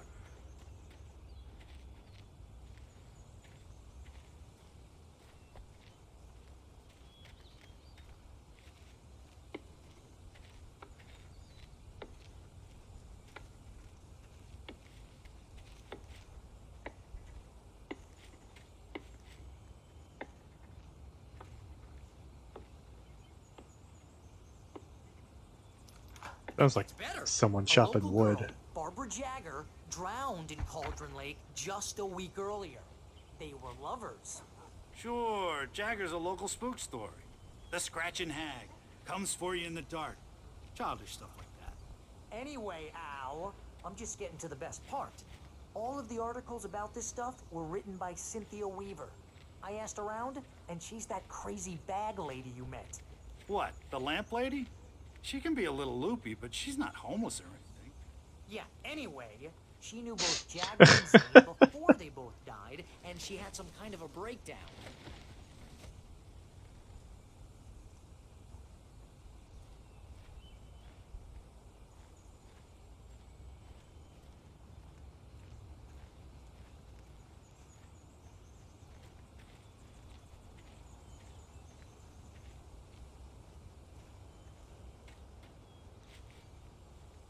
Well, mister, this here's Rose's trailer. You mind me asking what you want with her? We're just here to talk to her, pal.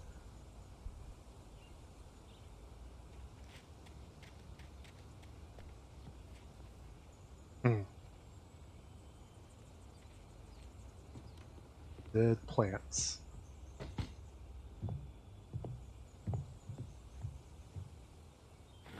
Welcome to... Oh dear, Mr. Wake. I'm so glad you're here. Rose, you have my manuscript? Oh. Oh yes. Yes. Please, come in. Hey, this is really good. Rose, Yes, my manuscript. I really need it. I understand. I know what you need. A muse to inspire you. Oh, for Barry? She doesn't have anything. Yeah, hey, Al, what's... Oh... Barry! What? What?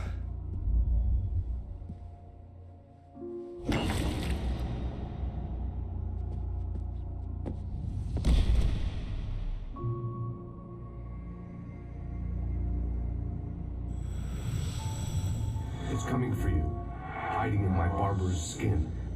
I'm too weak to stop it. You must turn the lights on. I promised I'd come visit you and your lovely wife.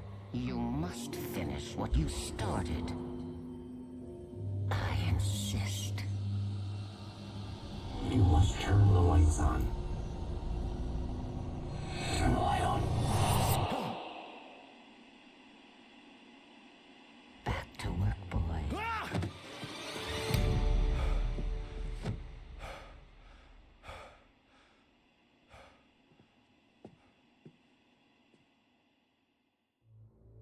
I felt nauseous, hungover. Only anger kept me going. I can't tell reality from dream anymore, but it seems I have an imaginary editor to help me. She's an old woman in a funeral dress. I call her Barbara Jagger. She's very strict. I'm writing faster and faster. My manuscript is being heavily revised. The edits are getting very aggressive, and each day there's less of me and more of her. I hate it, but I know she's right. She promises me I can save Alice this way. She knows more of this than I do. About the complex incantation I'm attempting. About this place. She's worked with another writer under similar circumstances, Thomas Zane. The genre of the story seems to be shifting. It's turning into a horror story. I'm getting close. I can feel it.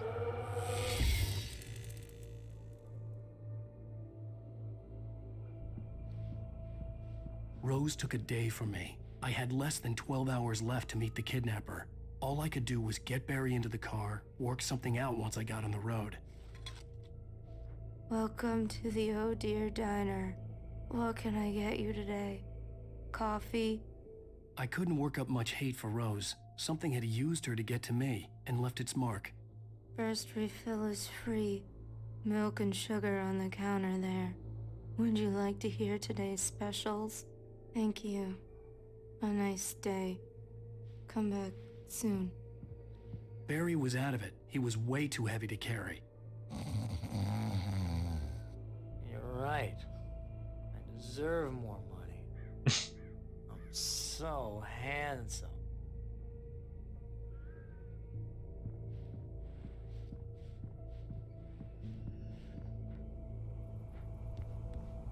My gun and flashlight were gone. I'd have to find a way to get Barry into the car as quickly as possible. There was no time to waste. Mr. Randolph liked Rose. That little smile she had.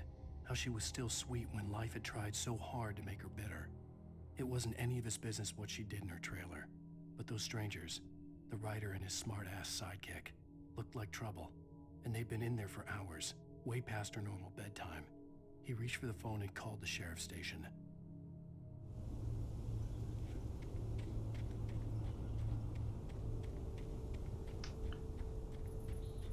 Ooh.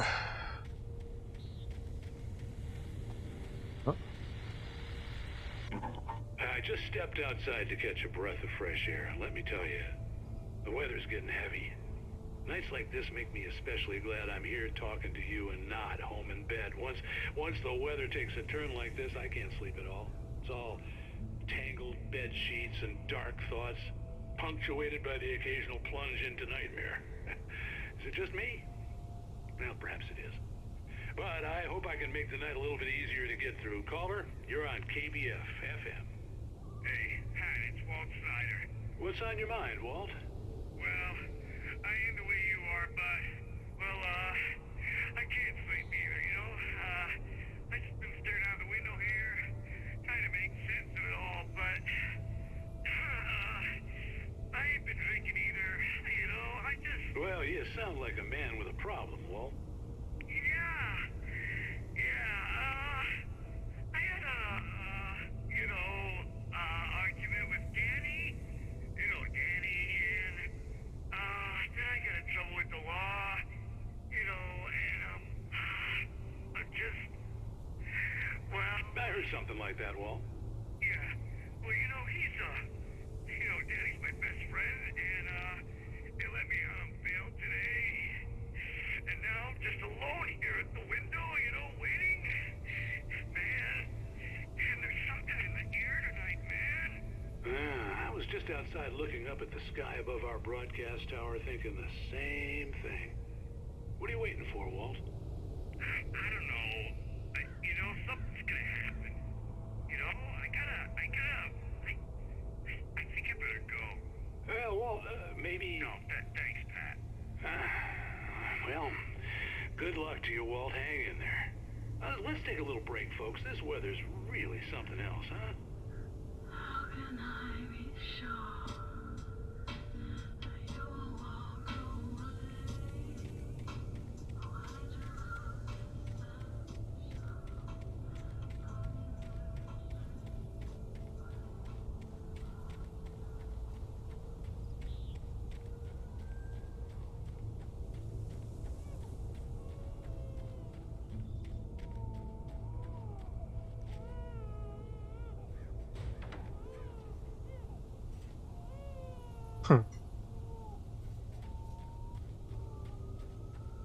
Oh, you're gonna get it now.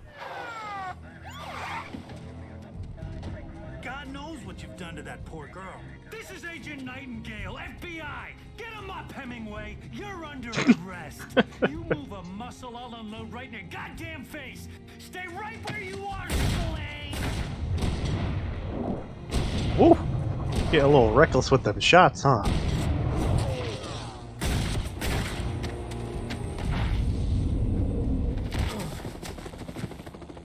What are? I'm standing right here, you goddamn maniac! Yeah.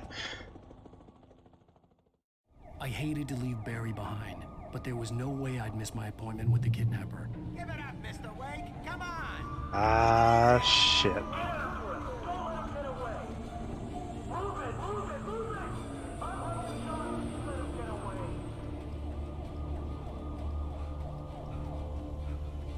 Guess I gotta deal with the police and the shadow dudes. And I'm unarmed.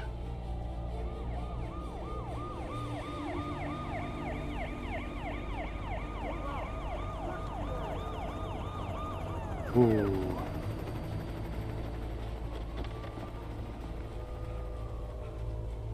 There he is. We have the suspect in sight. Okay, men. Keep your eyes peeled. He's gonna try to make it through here. Hold on.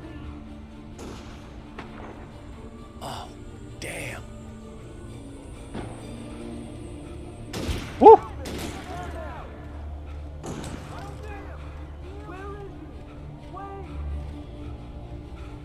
Ooh, stay behind the rocks. Stay behind the rocks.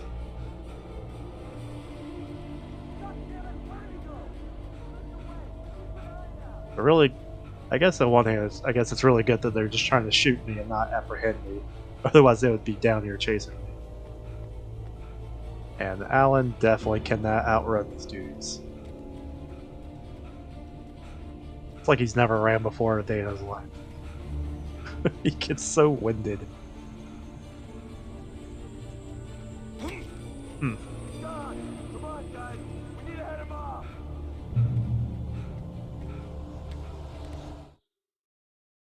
For decades, the darkness that wore Barbara Jagger's skin slept fitfully in the dark place that was its home and prison. It was hungry and in pain. It dreamed of its nights of glory when the poet's writing had called it from the depths and given it a brief, terrible taste of power and freedom. The rock stars had stirred it from the deep sleep the poet had sunk it back to in the end. When it sensed the writer on the ferry, it opened its eyes.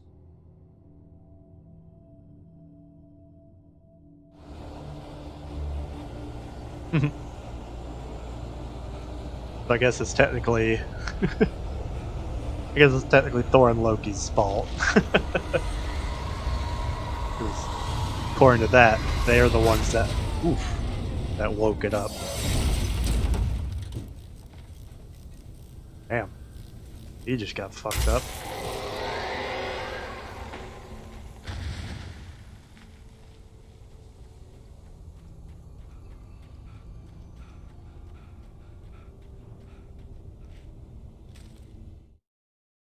Rose didn't know how the strange old lady got in her trailer, and she looked wrong somehow. The woman showed her teeth in an approximation of a smile and traced a finger down Rose's cheek. "Pretty girl," she said. Rose felt as if she was falling asleep, but her knees didn't buckle. The crone spoke in a whisper, her words ice cold and dark in Rose's ear.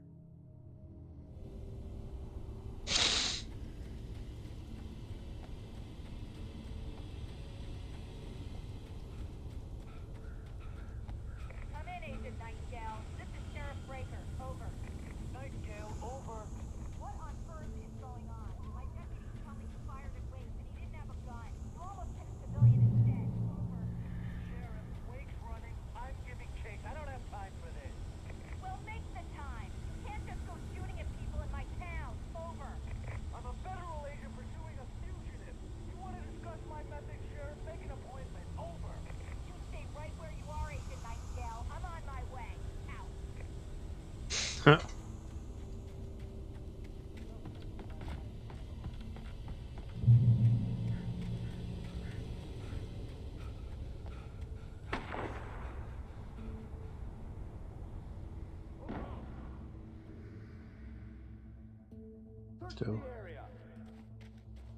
Still down there in the valley.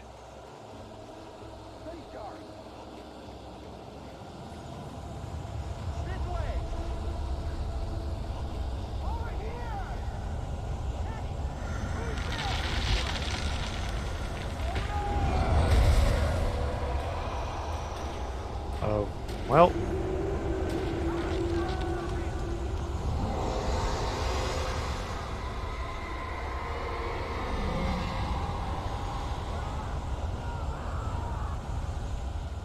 They all just got taken. So now I'm probably gonna have to face. This horror was everywhere I went, circling me. The cops didn't stand a chance.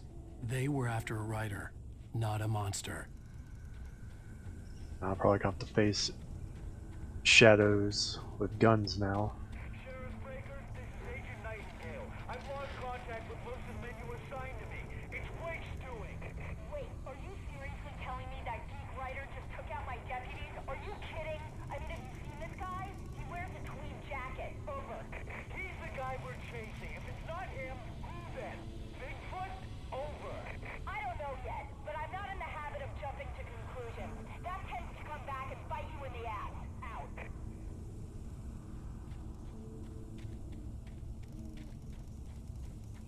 Didn't get Nightingale somehow.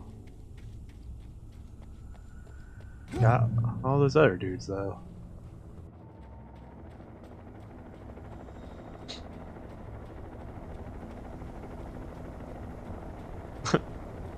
$5 the chopper gets attacked by birds.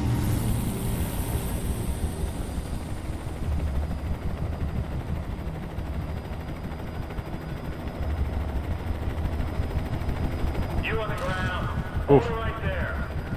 There's nowhere to run. Freeze! Oh, yep. The chopper gets attacked by birds. Oof.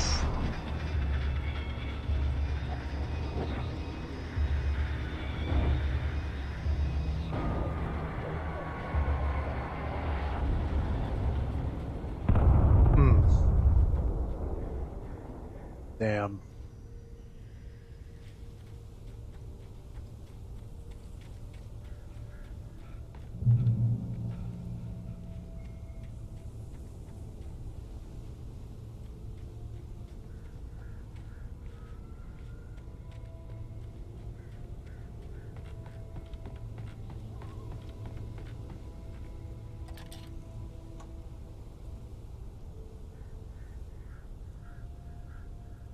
Gas station, helicopter wreck. Where was that radio tower?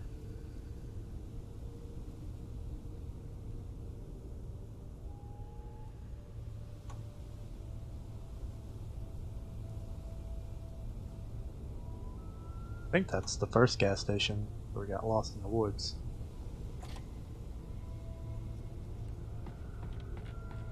Oh, there's something over there. That also looks like a gas station. Oh, drink a coffee.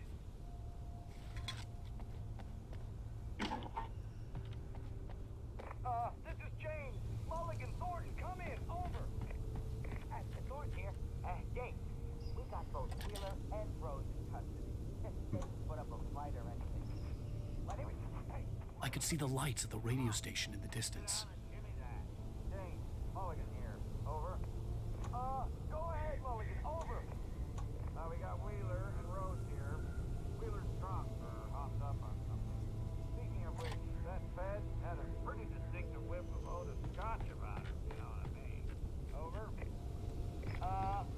I don't have anything on that, Deputy Mulligan. Over. Well, whatever. Anyway, Rose is just being plain weird here. You better get Doc in to take a look at both. Over. Gotcha. You better get them here quickly. The Fed's gonna want to interview Wheeler. Over. Oh yeah, I'll bet he does. Looks like they have a lot in common. Mulligan out.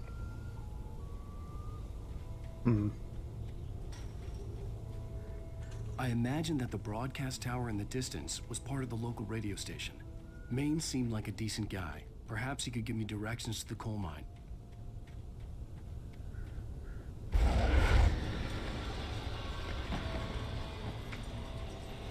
Unnatural shadows clung to the gate.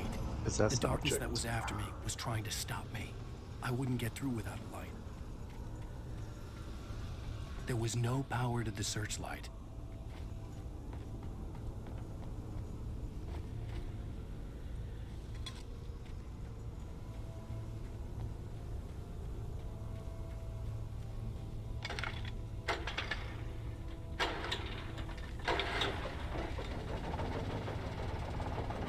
Look at all them shorts. Them kinks in the wire.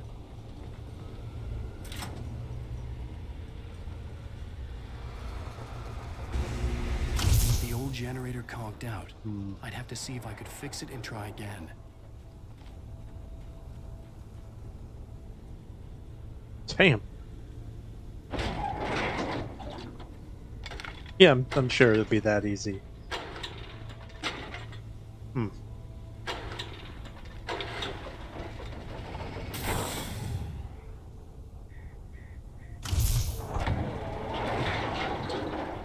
There you go.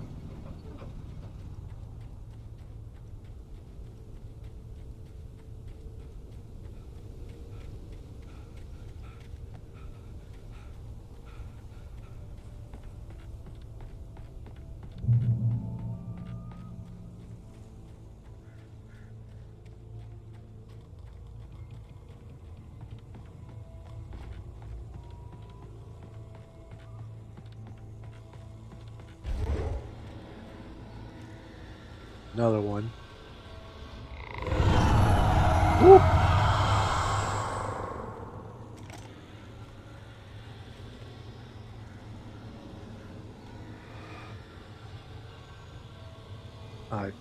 I freaking heard something coming after me.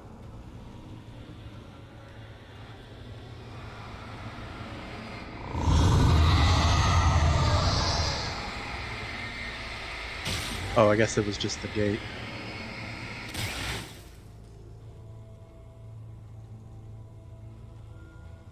I don't have a a flashlight now.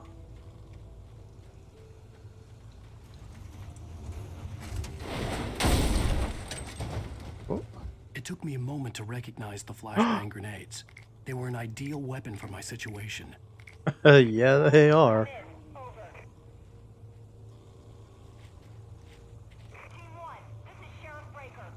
Middle mouse to throw a flashbang. Oh, this is so dope.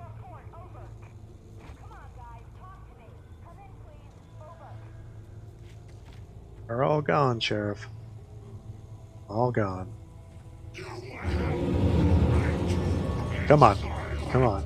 Group up.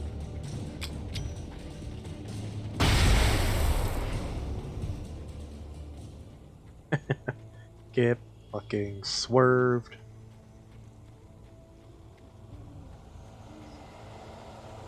Takes a minute for it, though. For him to pop off.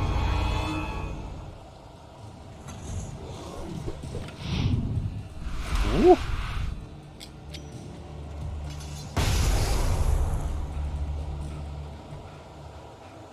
Well, they don't have guns, but they do have axes.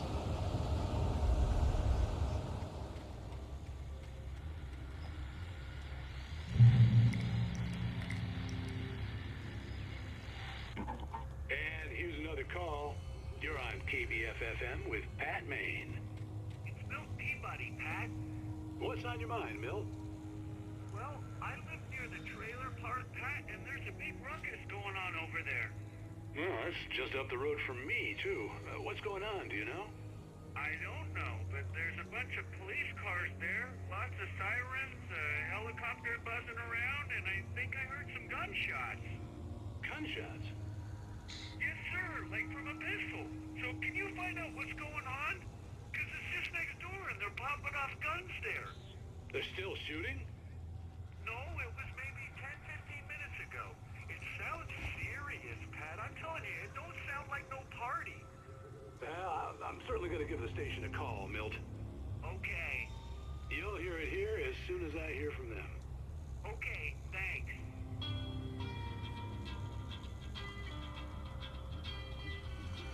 This game has some freaking jams to it. I like to keep the ambiance. The only time you hear the music is on the radio or during the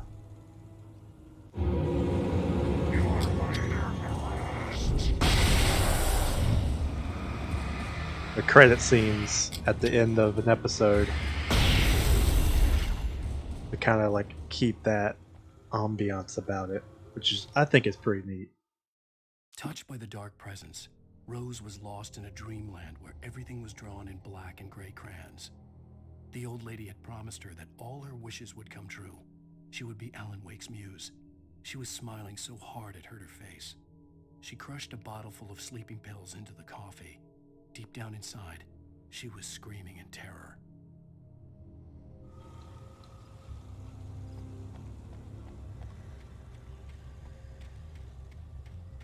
I have these 2 flashbangs, but I still have 6.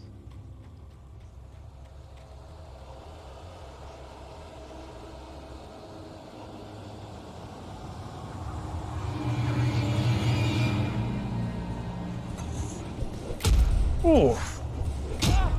Daggum! Alright, that's it.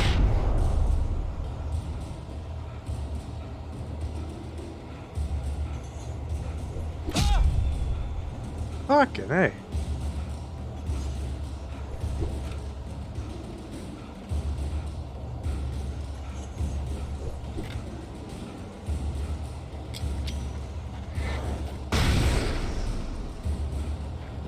Really? It took 3 flashbangs to bring that dude down.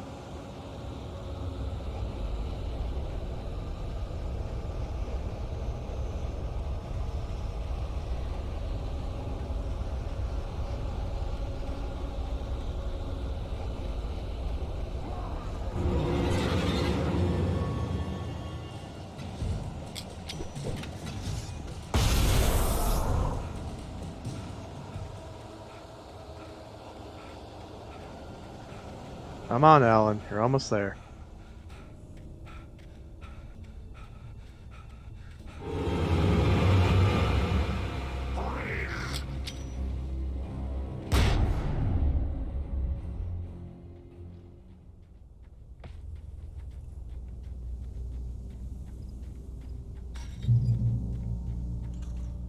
hope Maine could lend me a car to get to the coal mine. Oh, why, hello, Lorna. What do you have for us?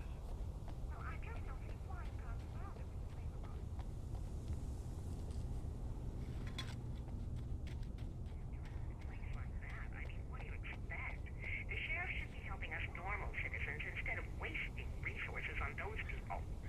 Well, They'll have to try to sort themselves out. I'm sorry, but my granddaddy settled in Bright Falls in 1911.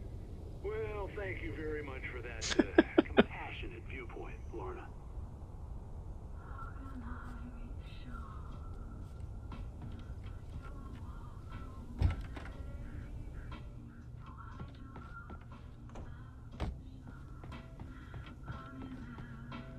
Oh, here's a little surprise. The famous writer Alan Wake just walked in. Folks, I'm going to see if I can talk him into an interview. Come on in, Mr. Wake. Oh, I'm so glad you could find the time to do this, Mr. Wake.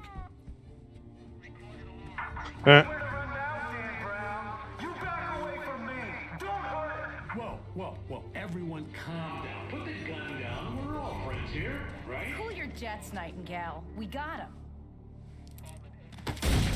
Judas Priest! What the hell's the matter with you? There's a civilian in there.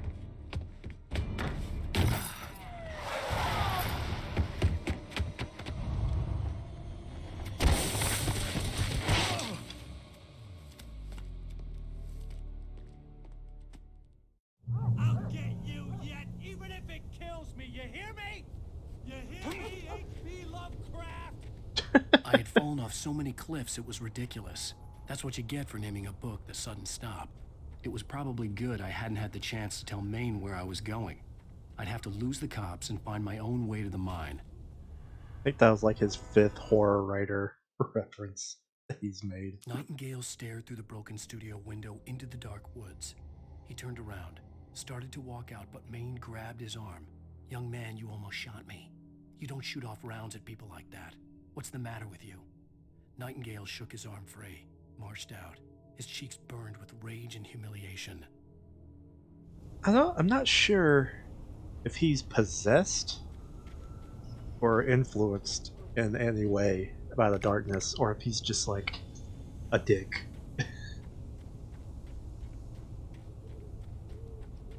Alright. Got some flares and some flashbangs.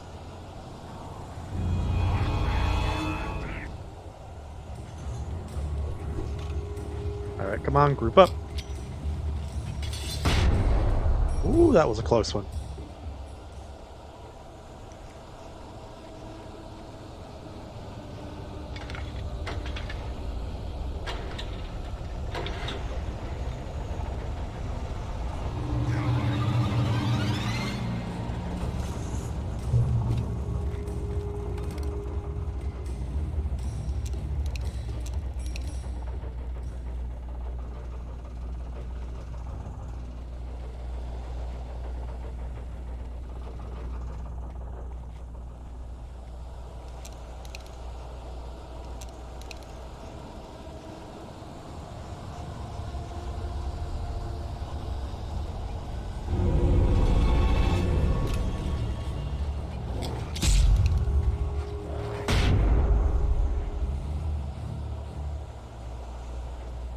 Just trying to lure them out.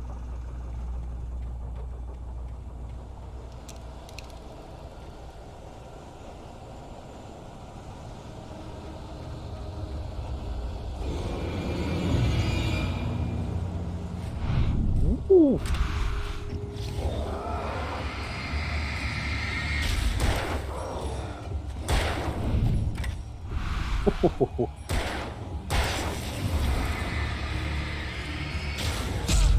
Oh, you know what? Screw it.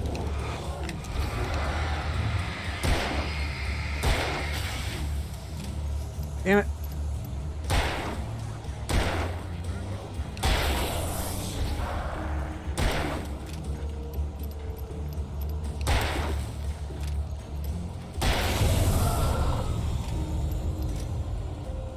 Whew.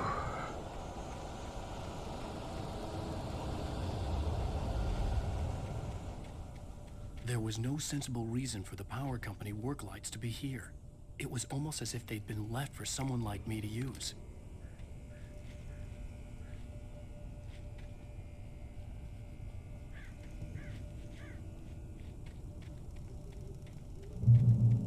Darkness controls.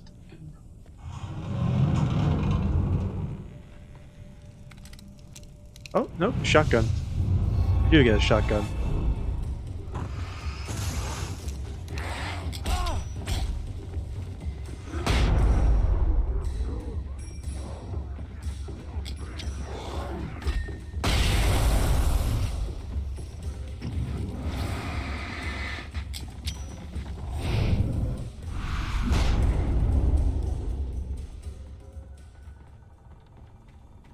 Use all them flashbangs, but I think it was worth it.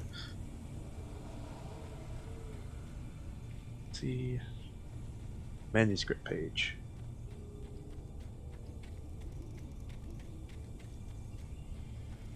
Okay, so you get a pistol and either a shotgun or a hunting rifle.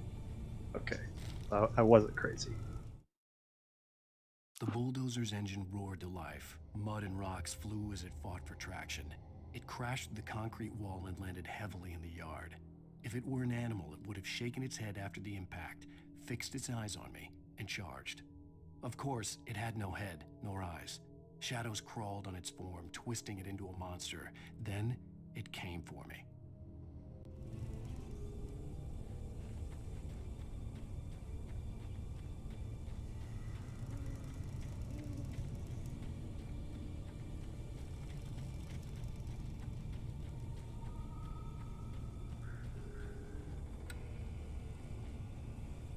Do these not stay on?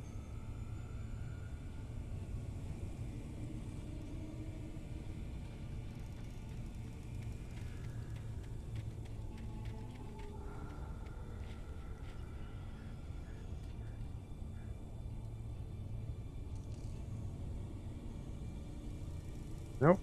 Seems that they do not.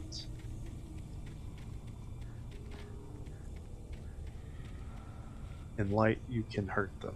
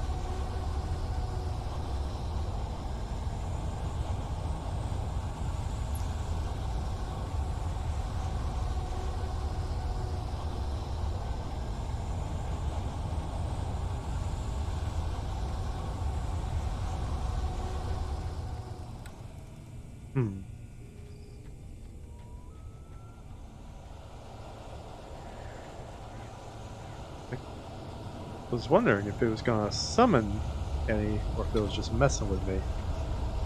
Oh, got achievement for coffee cups. Light over there.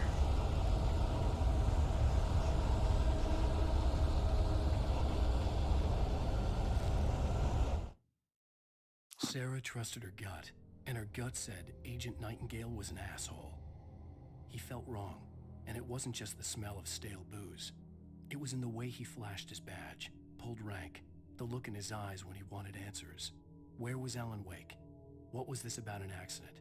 Where was his wife? And most importantly, why did she let Wake go? He wouldn't answer her questions. Federal business was all he'd say.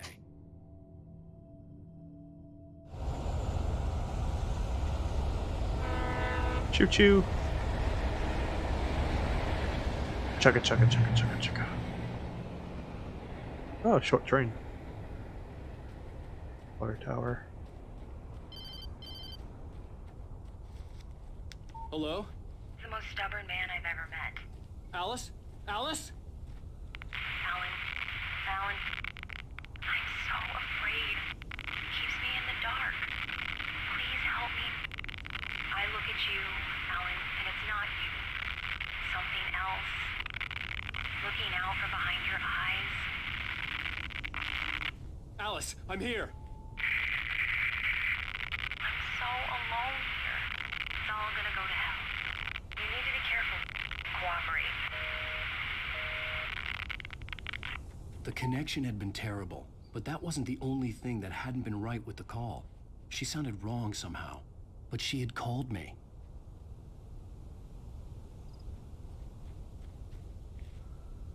What I do think is neat is the subtle clues to the references of like the main villain to the second game. I just wish it was a better game. Because the main villain of that one is like an evil version of Alan Wake that the Darkness made. And his name's like Mr. Scratch or something. And subtle clues like what she just said and some of the lines from the DLC missions.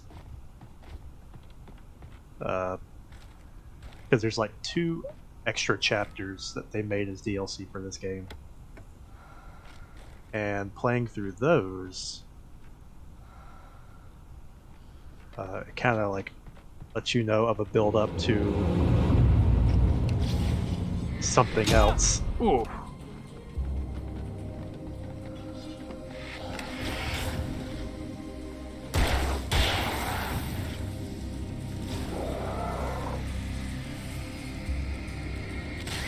But he doesn't make an appearance really in this game.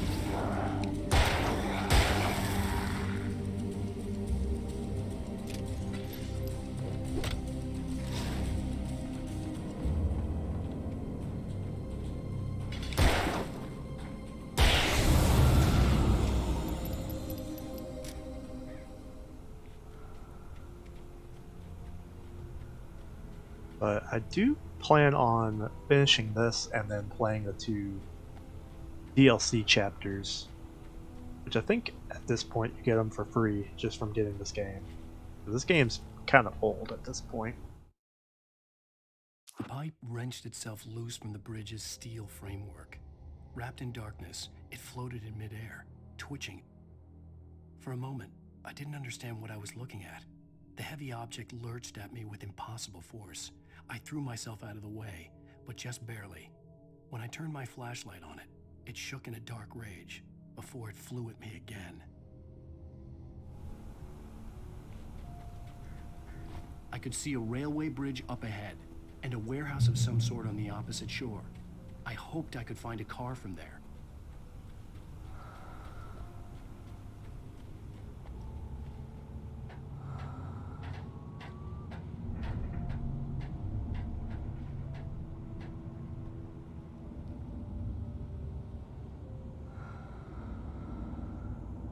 I know this game did not have like a massive following. I'd never heard about it until a buddy of mine told me about it. At which point I fell in love with this game. Because when it comes to horror stuff, I love monsters, monster design.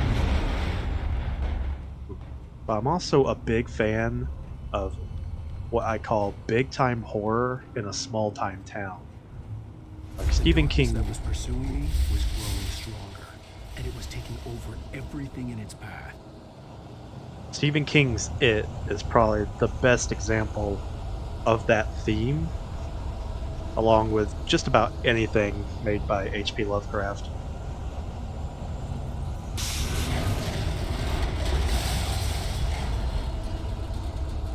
But that's probably one of the big reasons I really like this game, because it's... Ooh.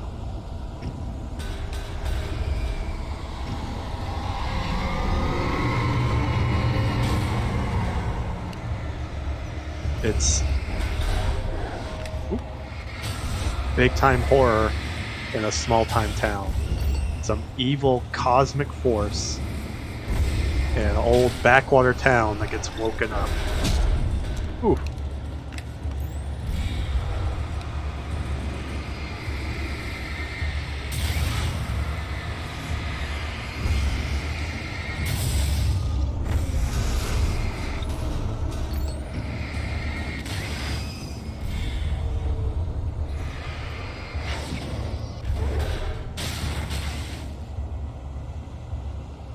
thought I saw a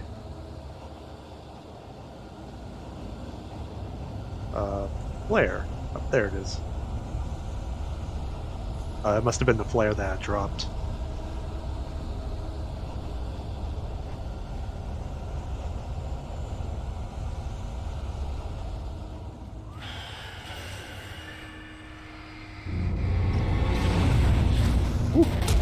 Oof! Oof!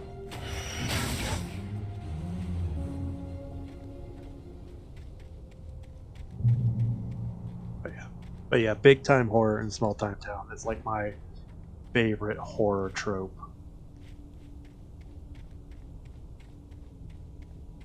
And I was actually started reading it a little while ago, but uh, things got happened. I got distracted. I think I made it like 5 or 7 chapters in. It's a pretty big book, so I need to go back I and actually slammed the door restart shut over. right in his smug face. He pleaded for me to open the door. True to form, the asshole actually thought I would obey. I had no sympathy left, no guilt either, not for him. I took a moment to savor the scream. I bet I had a smile on my face. It was all that I had time for. The dark presence was inside the lodge with me.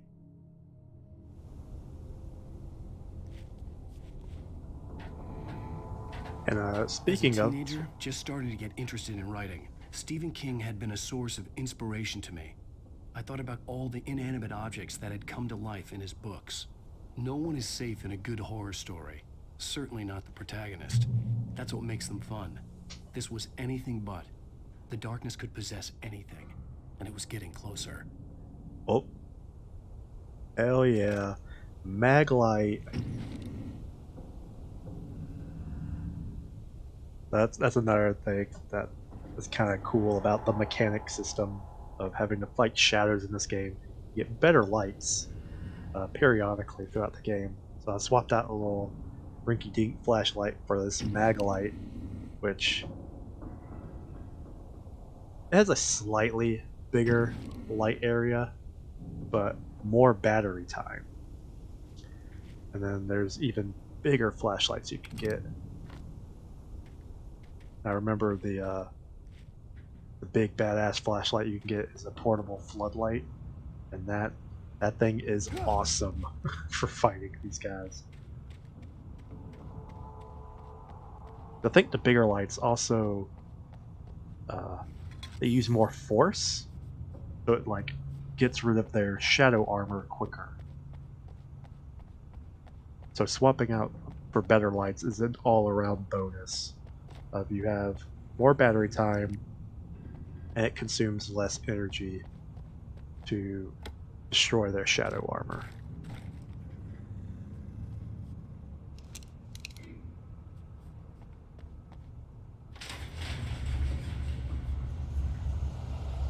Ooh, ooh, that's a good bit of them. Whoop! Pop a flare.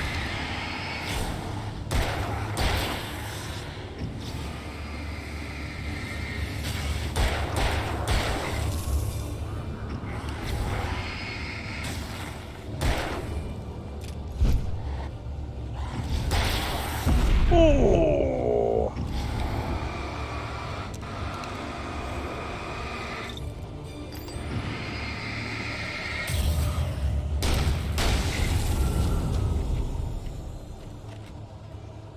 It's only a dual barrel shotgun.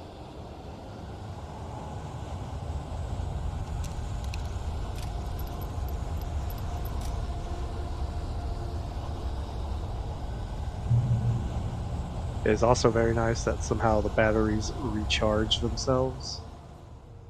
But if you deplete them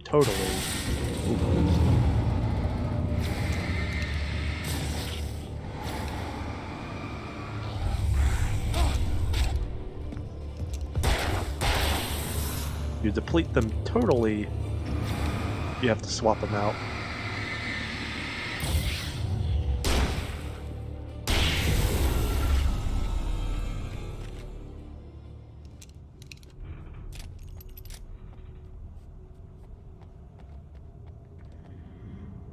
Looks like there's nothing important.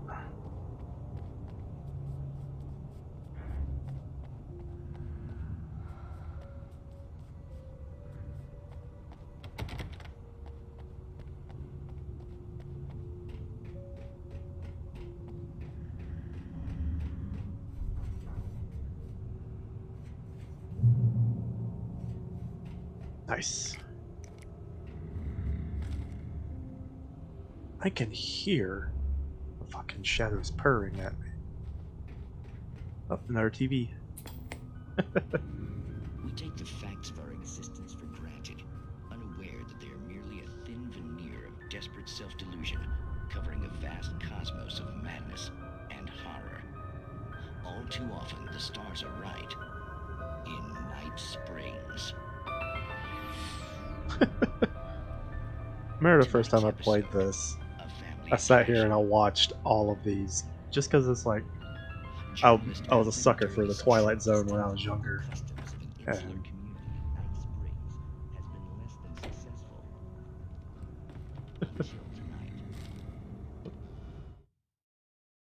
The darkness surged towards me, sucking everything loose from the ground into its depths, tugging at my clothes.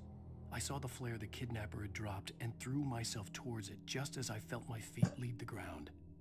The darkness embraced me with the force of a tornado. Somehow I managed to light the flare. The darkness roared and cast me away. I fell toward the dark waters of the lake far below.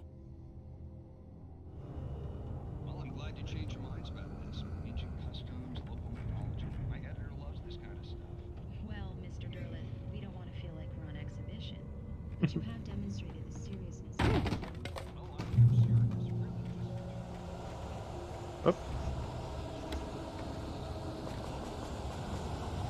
Oh, I'm maxed out.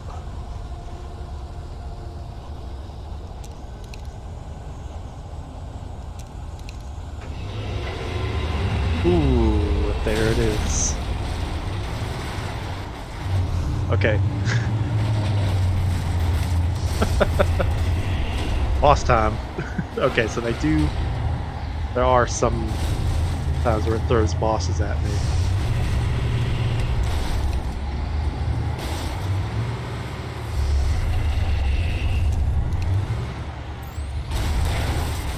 Woo! Woo! Oh!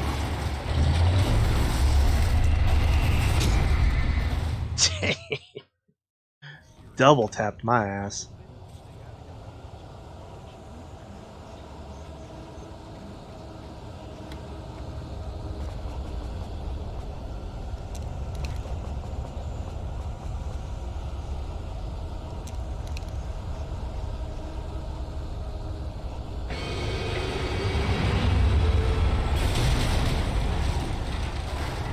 I didn't even see the birds coming out with it. That's a nice touch.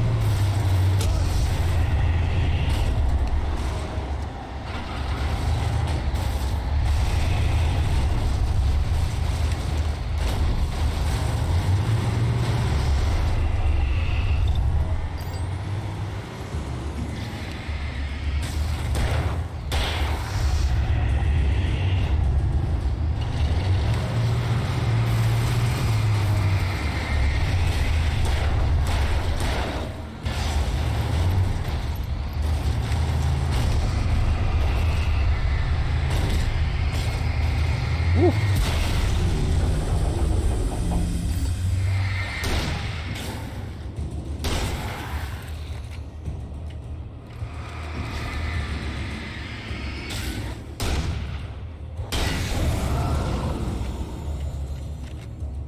At least I didn't have to actually waste bullets on that thing.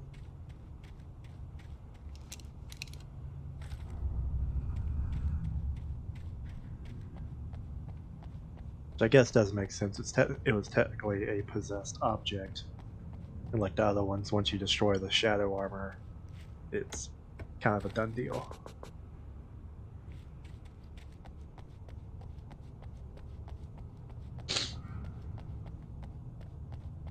Wait.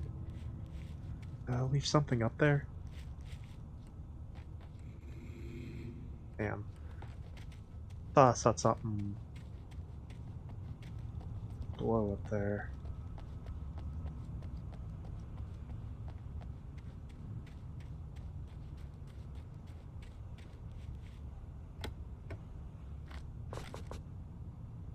Alright.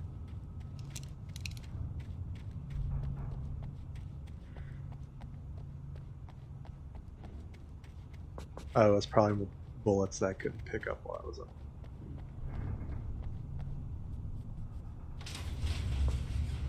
Oh, wow, I'm actually full on batteries. That hardly ever happens.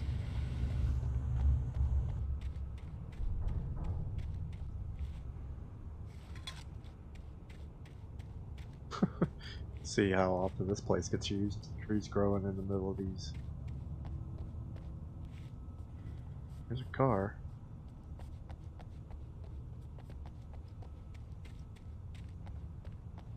Anything else for me here? Guess not.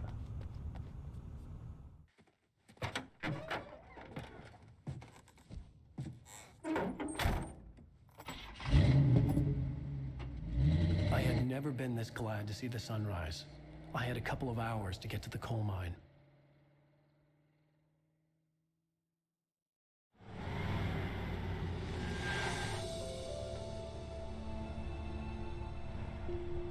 The coal mine wasn't far now.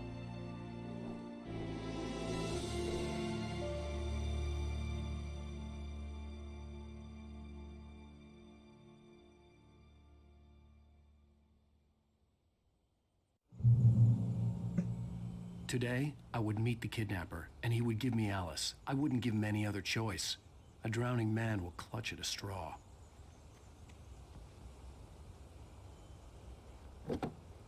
Coal Mine Museum. Little by little, without realizing it, I'd come to believe that the story in the manuscript was coming true. The current of its narrative had taken me deeper and deeper into dark waters. Alice had been taken from me. Barry was probably in jail. I was a fugitive from the FBI. The whole world taken over by the dark presence was trying to destroy me. It all felt real, but it matched a textbook case of insanity. That truck was riding a little rough.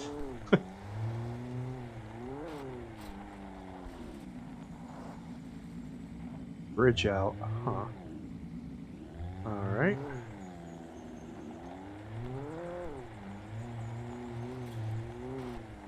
I think I swapped to a Jeep.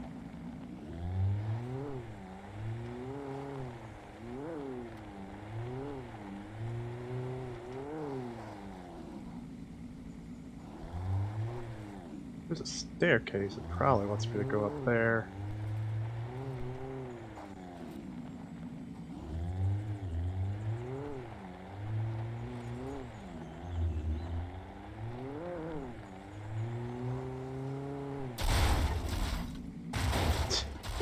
Oh, goodness. Guess it doesn't matter.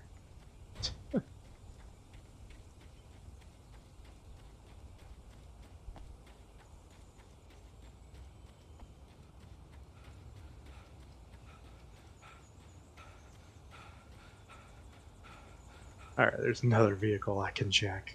This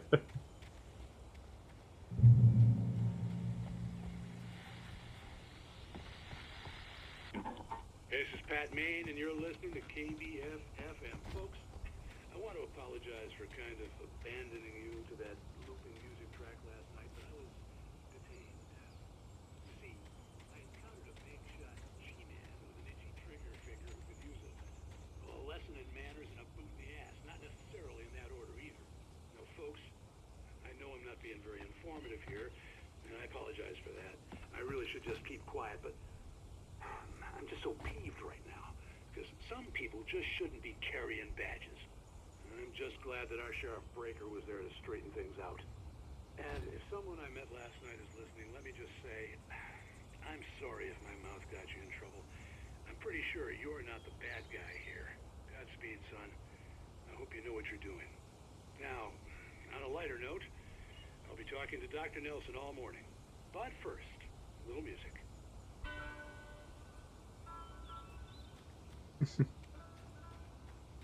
I'm also trying not to listen to music as much, because the first VOD of this I uploaded,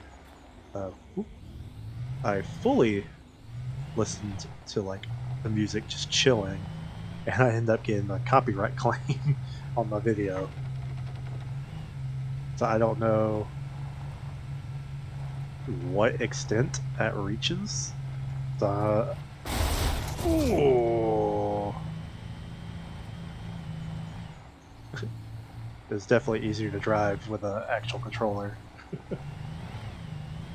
I'm not sure what extent that it reaches when it comes to the music, but we'll see. And also, I'm not sure if there's like these little pit stops, if there's actually anything worth checking out. I think this is where I was. Oh, nope, the binoculars aren't here. It has a different kind of radio. This is a different Firewatch station. Welcome back to KBF FM. Hope you enjoyed that tune. Now, Doc, you were talking about life and finding that special someone, that soulmate. Well, you were talking about that. I was saying I don't buy it. Well, see, to me that's strange because I always pegged you as a hopeless romantic. You got me there, Pat. But I think love's where you look for it. And you need to do a lot of looking, sure.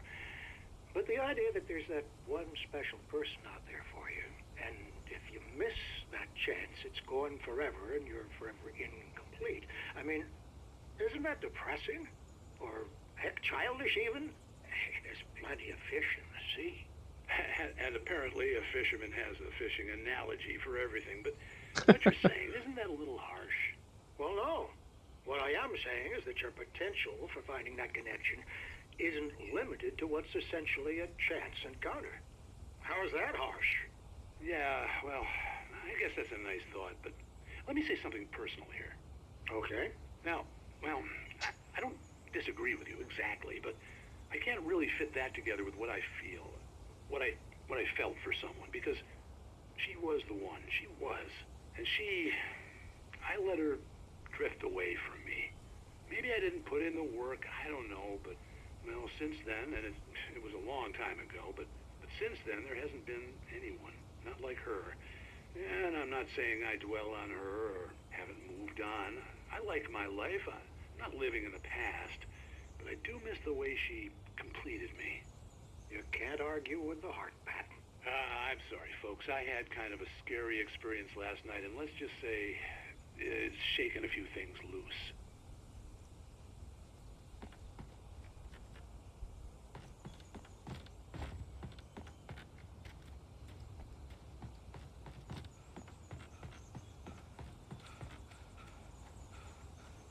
Well, since I dinged that one up, let's get a different one. Oh, and this looks like a... what is this? Impala? Whoop. Oh. Driving's a little clunky. Kind of looks like the Winchester's car, but a different color.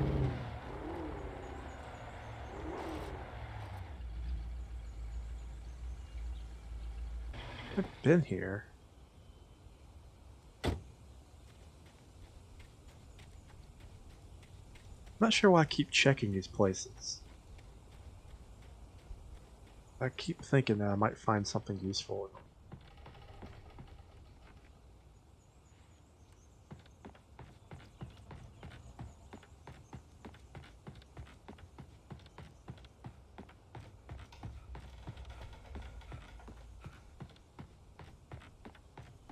Oh, well, there's a piece of paper. Not on the ferry. For Mott, spying on the writer on the ferry had been a disappointment. His boss had made Wake out to be something special, but Mott hadn't been impressed. He'd gotten a good long look at the wife, though, and he liked what he saw.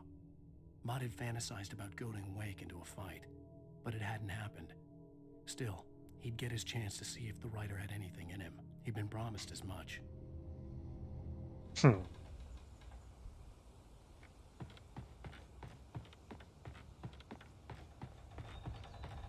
So, on top of dealing with the crazy darkness, there's a legit kidnapper, a deranged FBI agent who's got something to prove,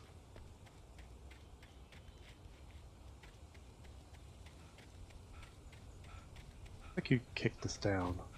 Guess not, though.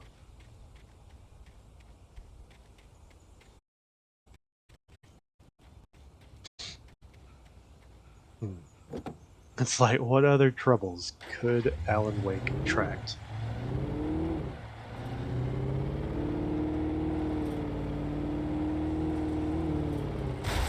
Ooh, dang.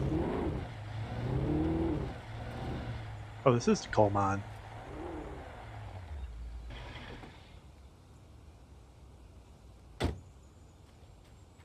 Busted I that was thing. early. I was supposed to meet the kidnapper at noon in the main building. The coal mine was quiet. It was a museum now.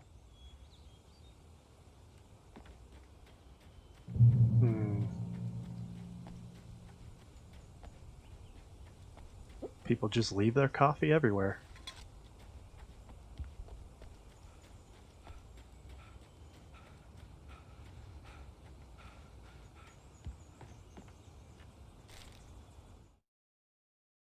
With Nightingale gone and the night wind blowing in through the broken studio window, Maine stared at Sarah. The sheriff looked away. Maine's voice shook with barely controlled anger. That boy's doing more drinking than thinking. I hope you know what you're doing, Sarah. He's got a sickness in his eyes. You take my word for it. He wants Wake for a reason, and it's not for anything good.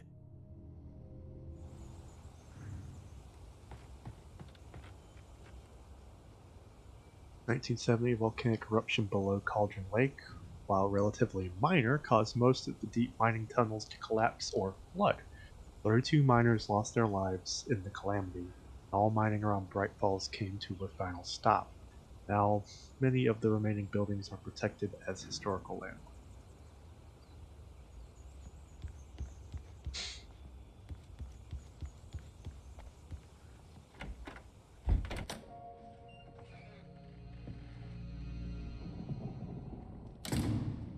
I didn't want to go outside. Cops had to be looking for me. The noon sun turned the place into a sauna. The day dragged on. Different scenarios ran through my mind. Ways of how I'd torture the kidnapper to get Alice back. Or the different horrible things he could have done to her. I imagined her dead. I had no way of knowing she was still alive. It was killing me. I was running on blind hope. It was all a waste of time. The bastard never showed up.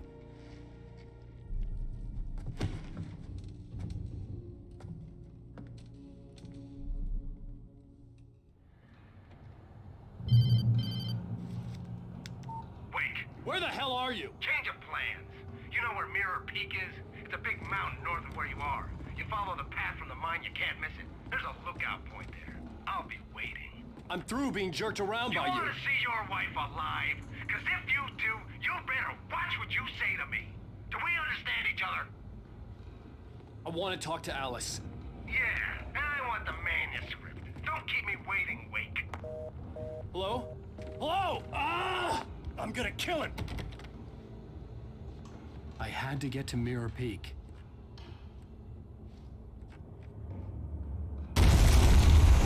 Oh, goodness.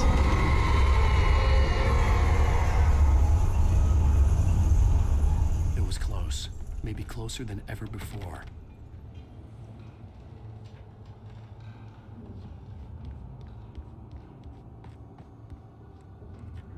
Alright then.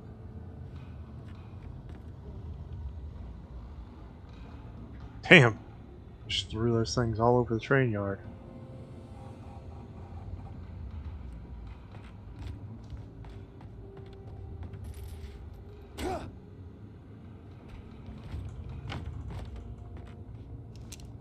Alright, I still got everything.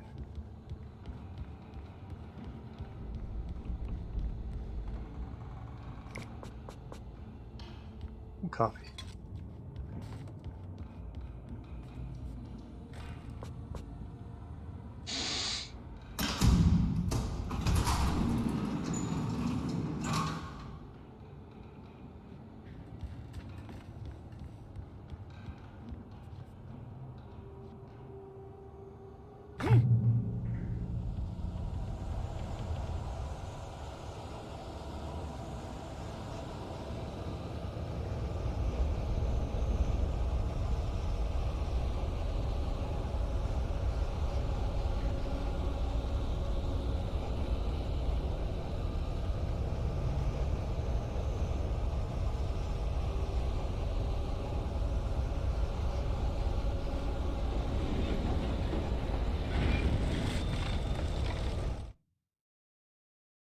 When Thomas Zane fell for Barbara Jagger, it happened fast.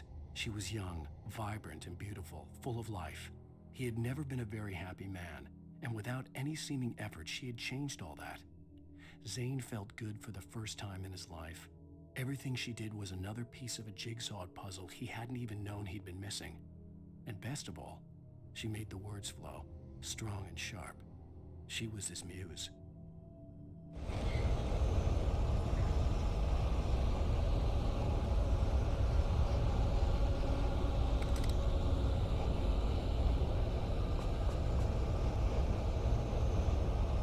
Oh, I got endless pistol ammo right there.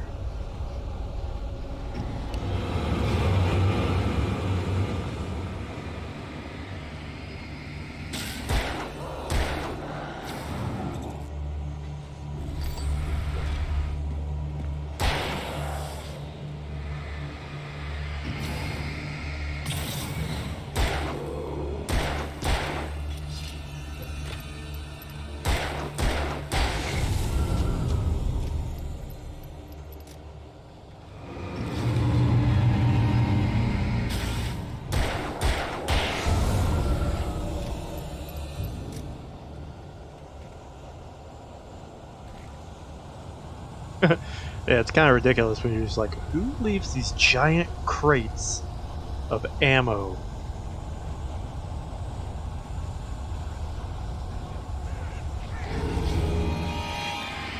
This is also at a time when ammo really wasn't that expensive. Not like it is today.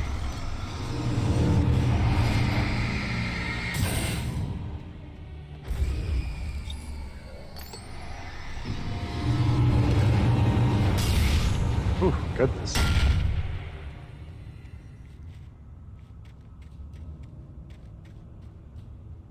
Man, if you really get whopped by something like that in real life, you would be done.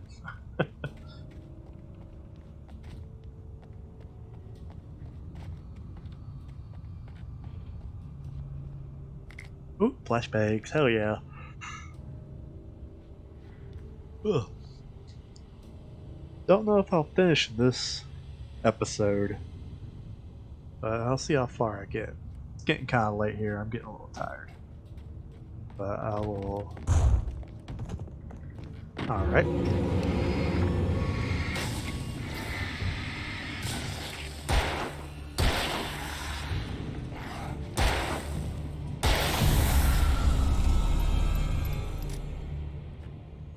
See how late I will keep going.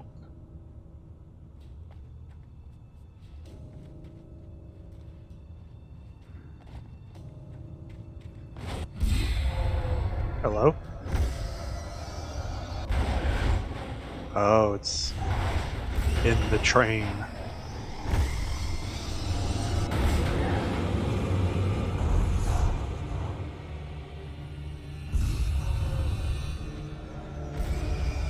That probably means I have to get in there somehow.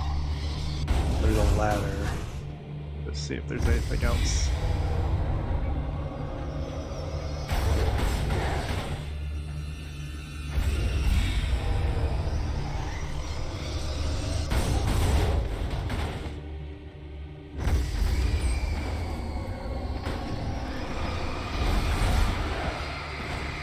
No.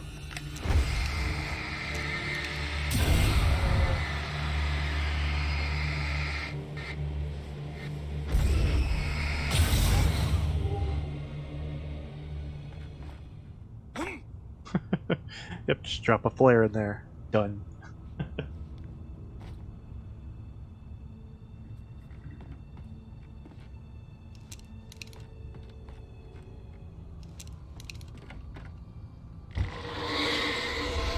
What the hell? Ooh.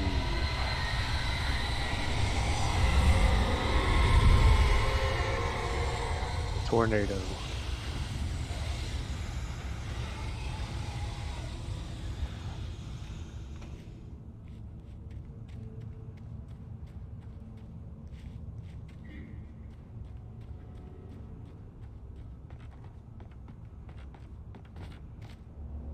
That's electrified. We're gonna have to The find only a way to reach the hillside ahead was to go through the building. I had to find a way to avoid electrocution. Have to find a way to turn the power off. I think these explode. These look like propane. Or nitrogen. Something. Red barrels normally made explosive. Ooh. Like Night of the Living Dead, here they come.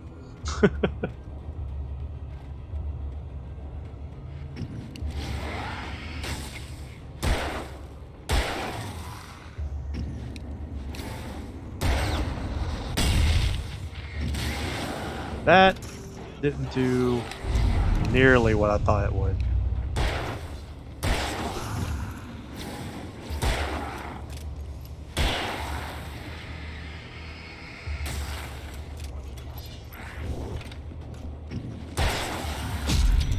Ooh.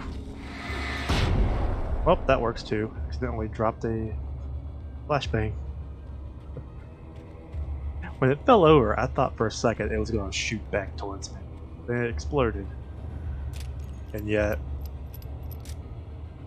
this freaking cylinder of gas exploding is not as effective as a flashbang. The flashbang just freaking, it just takes them all out. I don't even have to shoot them, but that thing, it only took away their shadow armor. Which seems a little dumb, but whatever.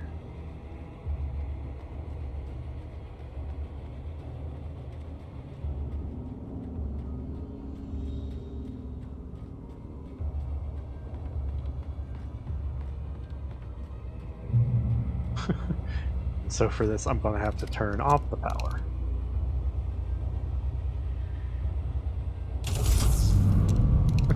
So that sucks.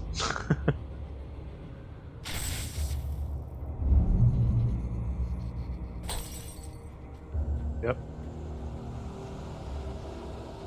No safety.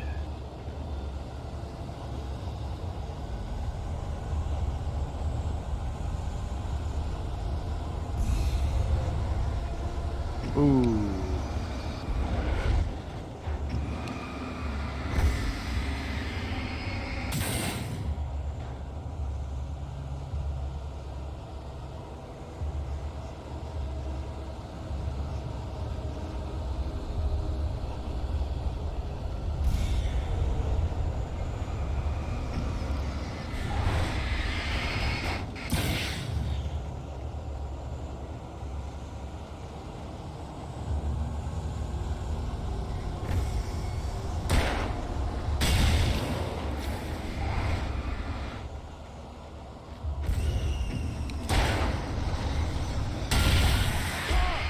Oof. Oh. Snuck up right up on me. Woo. You know what?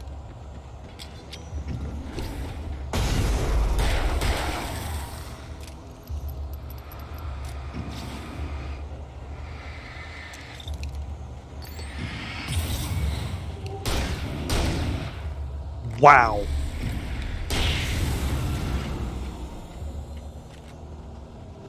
He took 2 shotguns to the face.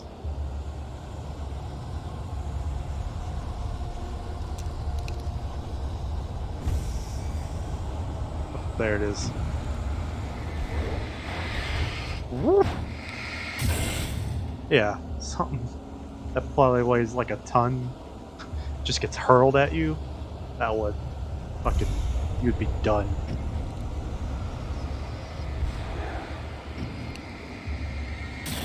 Good thing it can't throw them very well.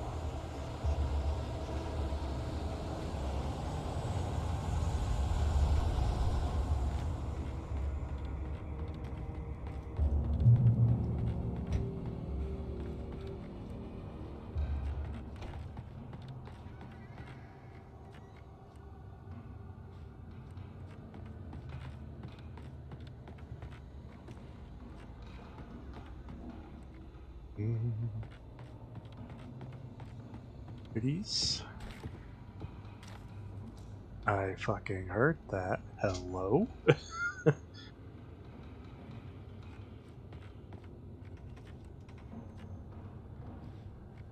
Wait, Stinky, I heard them clunky ass boot steps.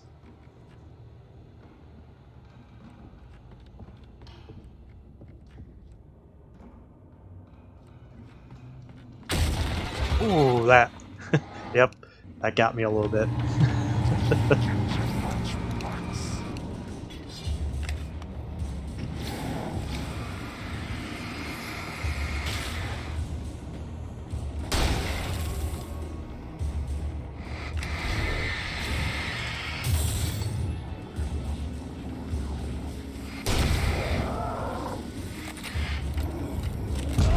Ooh. Just get beamed with a freaking sledgehammer.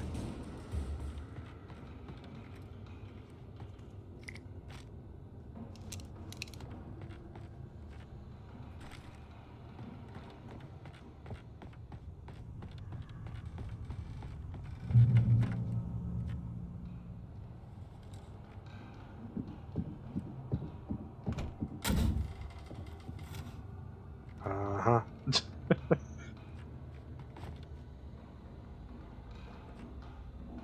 Hmm. Gotta be careful. Pretty sure these could hurt me.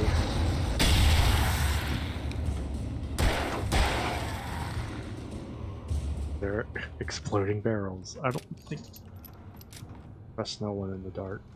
I don't think the flashbangs can hurt me. I think they just disorient me a little bit if I set them off too close to me. I'm pretty sure these gas cans can mess me up. There we go.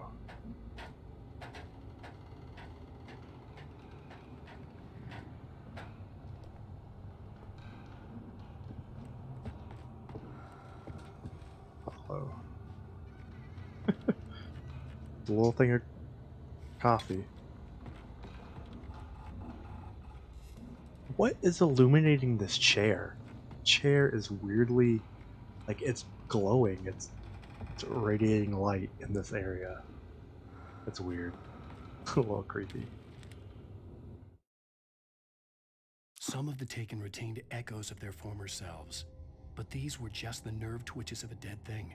Nothing remained but a shell covered and filled with darkness. In most cases, these puppets were enough for the purposes of the dark presence. But for anything more elaborate, as with the writer, it was different. It needed his mind. And so rather than taking him over completely, it merely touched him. Hmm.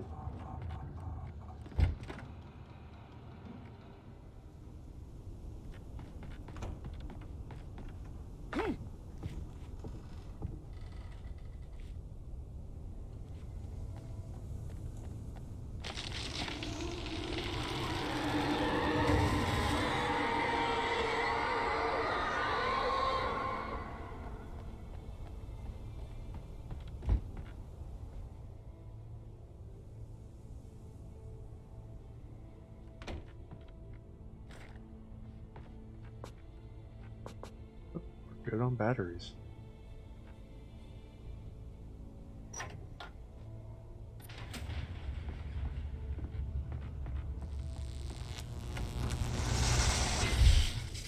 Yep, of course.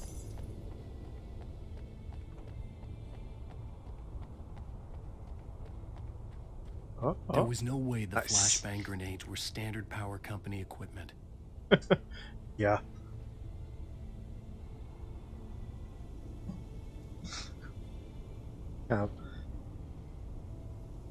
Kind of funny he makes a comment about that.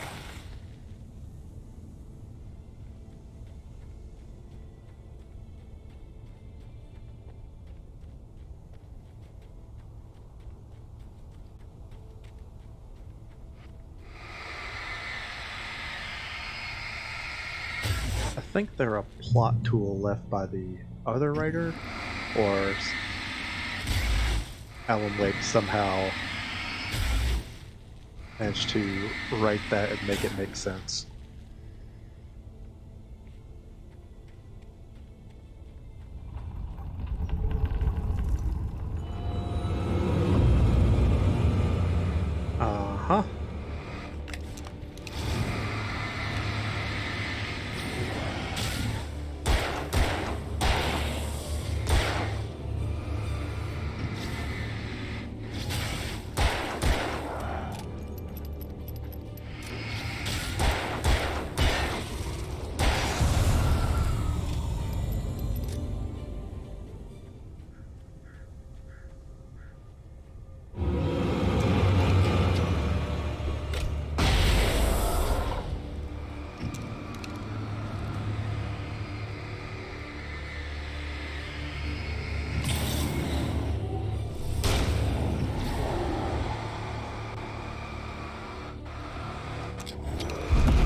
Ah, I didn't mean to throw a flashbang. I meant to throw a flare. Oh well.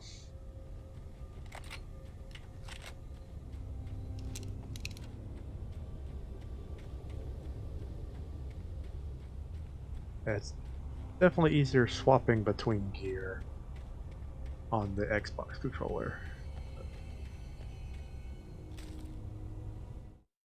I'm having to play this with a mouse and keyboard. I stared through the bars of the jail cell. Barry stood behind me, swaying on his feet, looking as ill as I felt. Agent Nightingale stood on the other side of the bars with Sheriff Breaker. Nightingale had a stack of manuscript pages in his hand. He seemed unhinged as he gloated. Well, I've got you now, Raymond Chandler. It's all here. All the evidence, including conspiracy to murder a federal agent.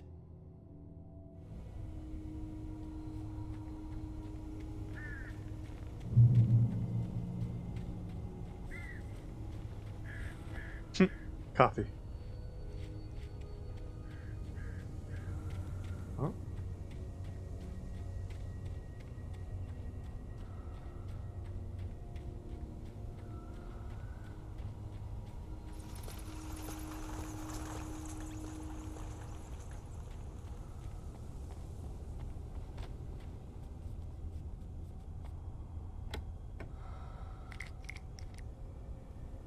Oh, I got more flashbangs.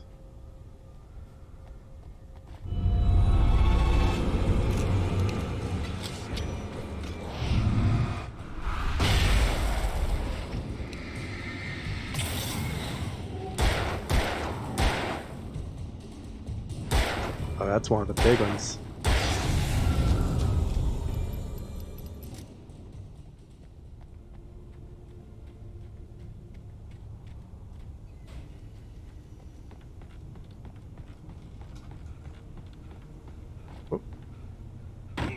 Oh, did not pay attention. I mean, it's right there. Oh, come on, seriously.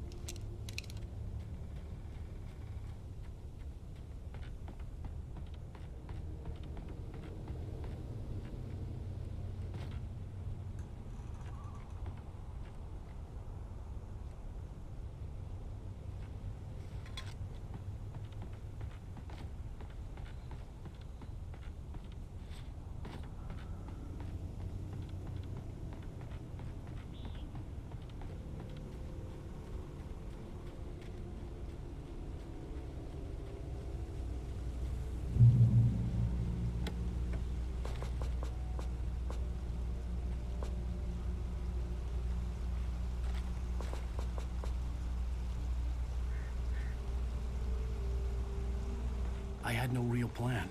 I was going to give the kidnapper all the manuscript pages I had for Alice. If that wasn't enough, I'd hold him at gunpoint and make him talk. Ooh. A pump action shotgun. Hell yeah.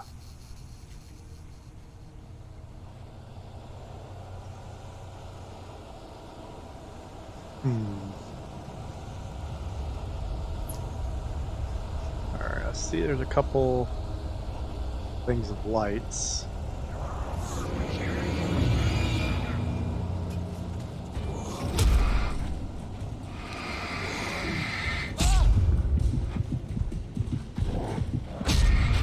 Dang!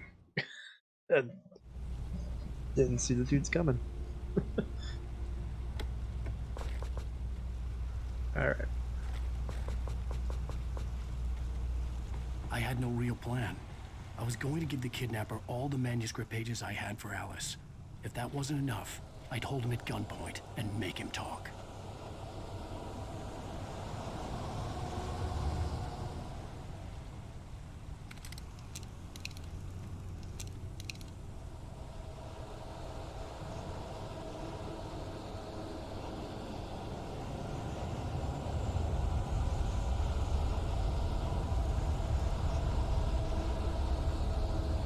Well, that came from this. Yep.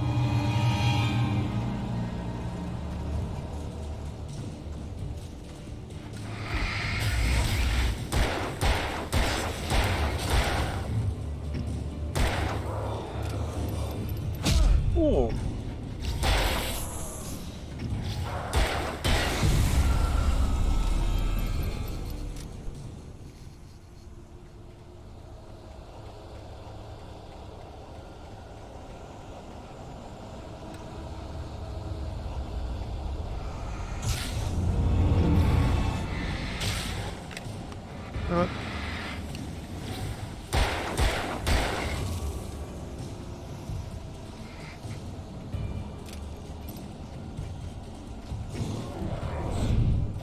Ooh. The game glitched out there for a minute.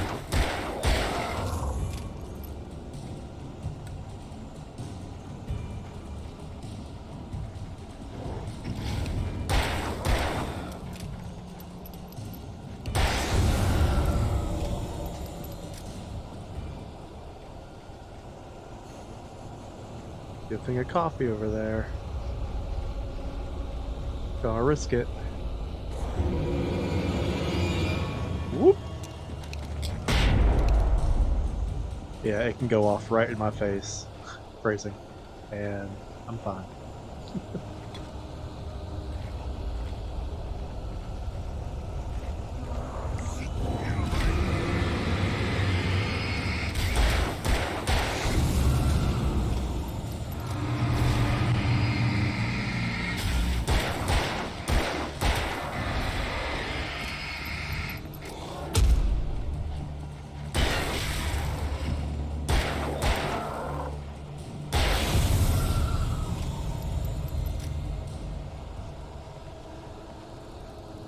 Get a little low on pistol ammo.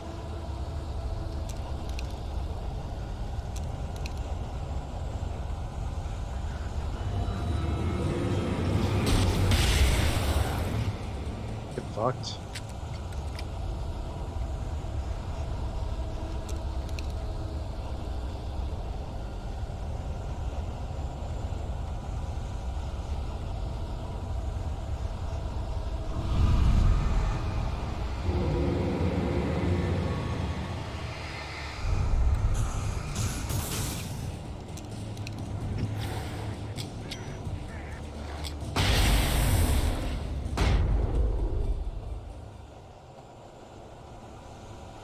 Thunder and lightning.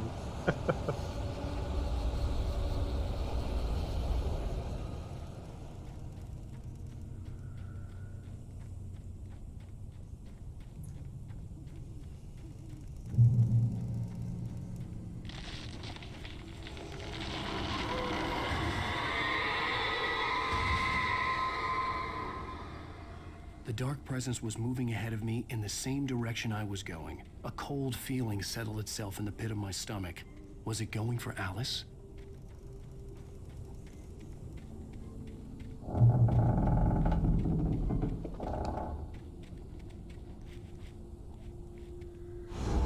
The graveyard shift may cause cancer. Ooh.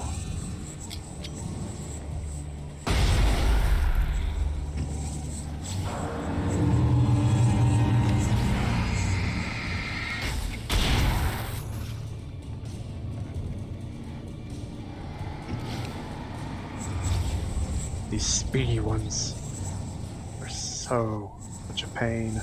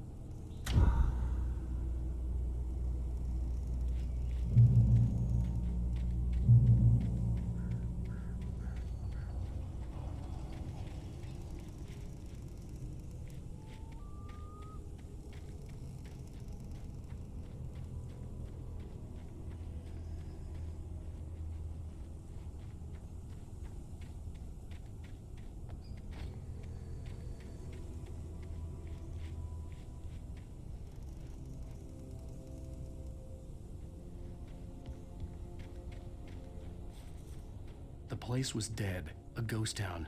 Had been for decades, maybe a century. Hello? Oh. The darkness fucking with me.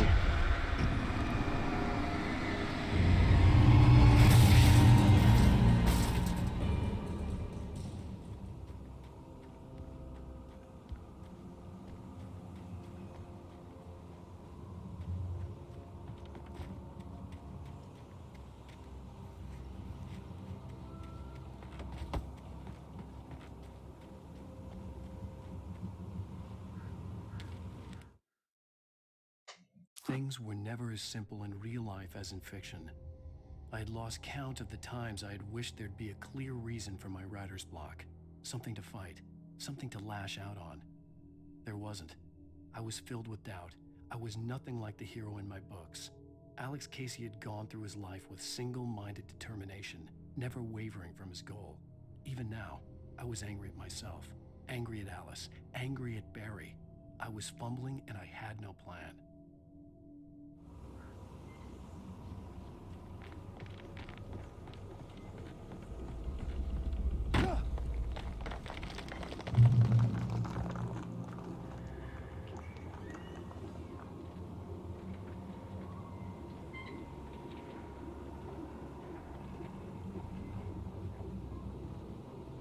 Game keeps stuttering a little bit.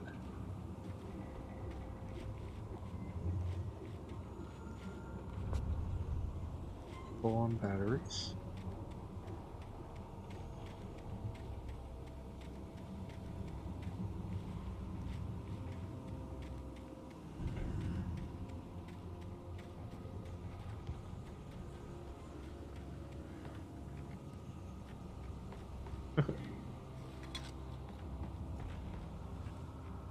Random coffee in an abandoned mine.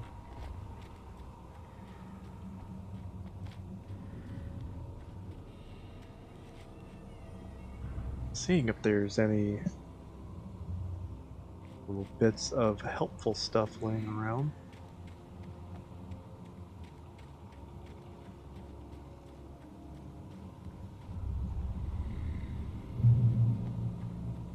Doesn't look like it though.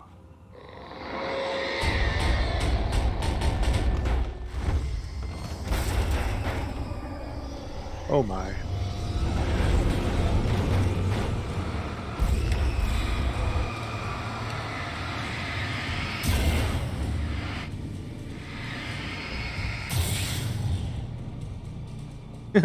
They're here.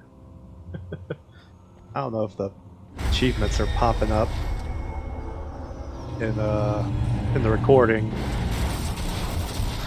but it's got an achievement called "They're Here," which is a Poltergeist reference.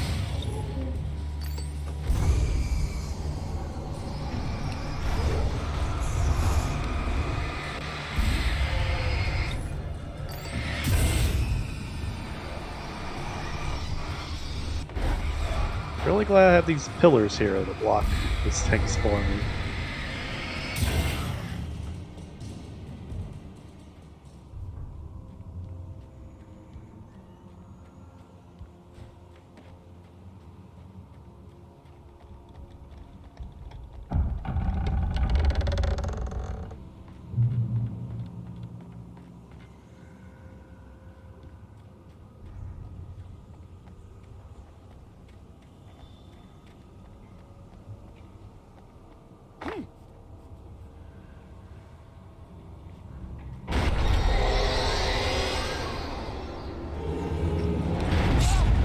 Oof.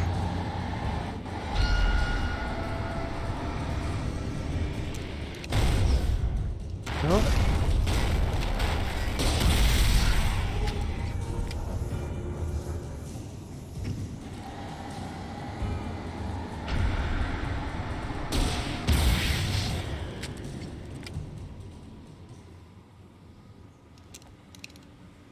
Didn't think of it before, but yeah. Flare gun would have been a perfect weapon to fight those things with. Oh my, that's a big mountain. Not sure where this is actually supposed to be taking place.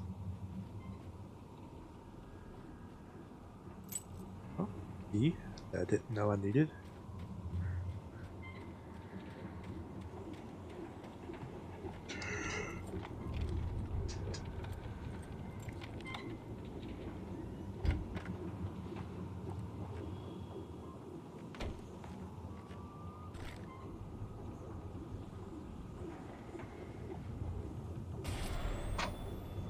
Anything outside of writing is a struggle. I feel ill. I managed to make my way downstairs. There's a shoebox filled with books and papers by Thomas Zane. It's very hard to focus, but I managed to read some of it. He's a poet, and a good one. He writes of muses and creators summoning fabulous things from a magic lake, using his powers to shape the world of a realm of gods and dreams and demons, dark things that wait for a chance to slip through, wearing the flesh of men as disguise. Zane writes about himself, his girlfriend being taken over by a dark presence, about growing scared of the lake. Zane believes it's a mirror to the gaping void of darkness above, where some Lovecraftian presence lurks. I crawl back upstairs. I'll borrow these things for my story. They ring true.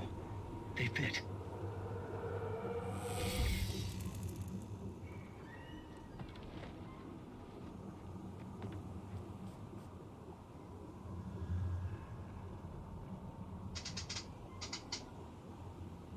Swap shotgun for a hunting rifle? Don't know about that. This pump shotgun is pretty boss.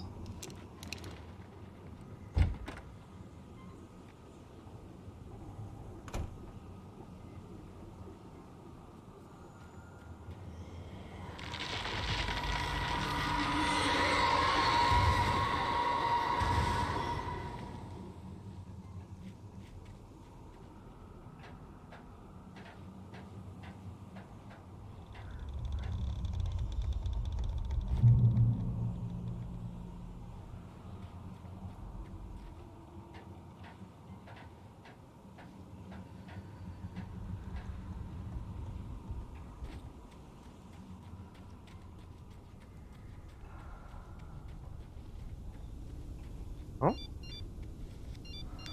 The kidnapper had sent me a text. The message was full of spelling errors and insults. It was telling me to hurry up.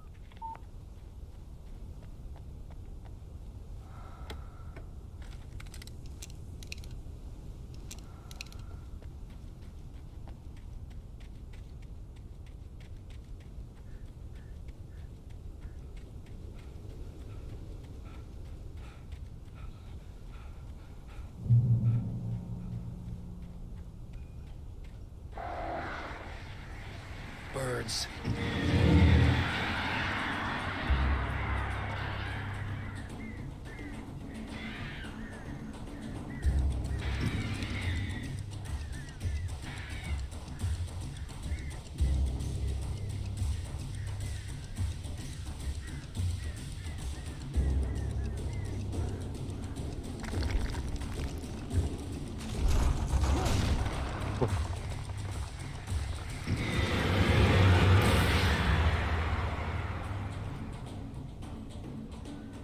There's another block out there.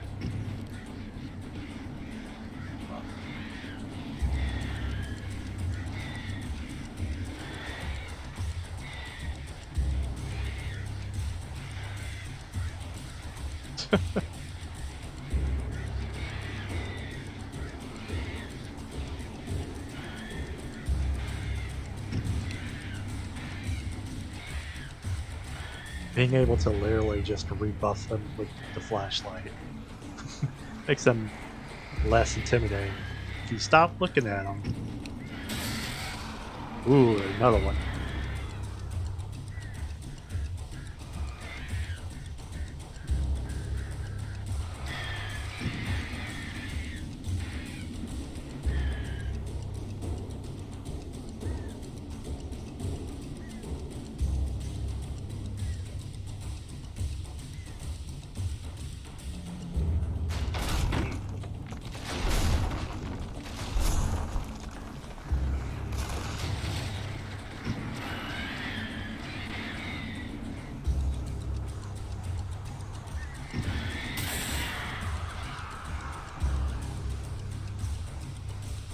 Danger, do not enter.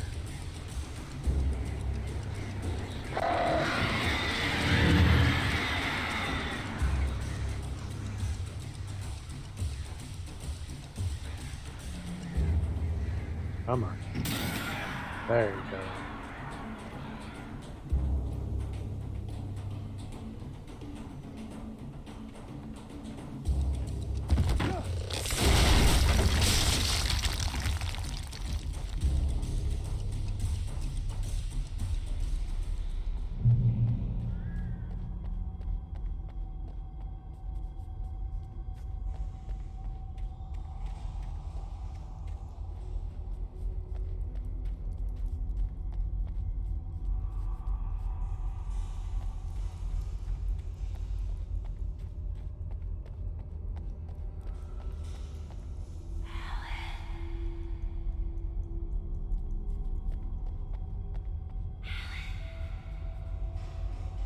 And let's go to Cauldron Lake.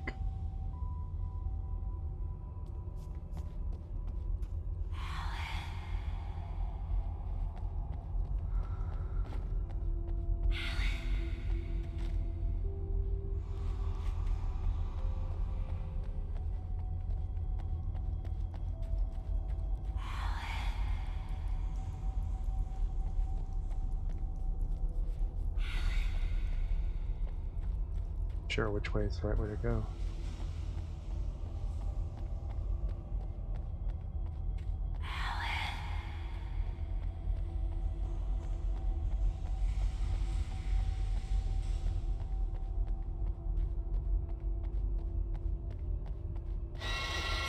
Without warning, the headache stabbed at my brain.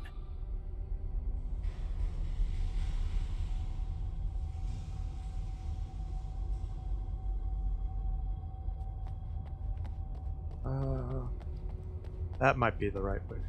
I'm gonna check. See if there was anything I could pick up over here. This is kind of weird. Like daylight.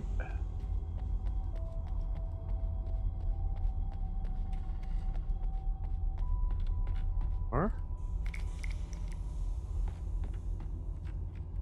maybe this is the right way. Huh.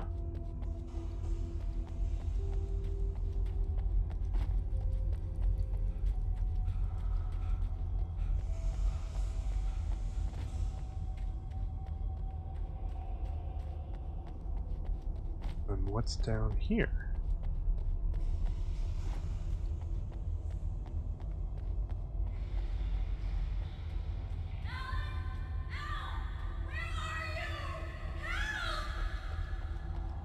Alice?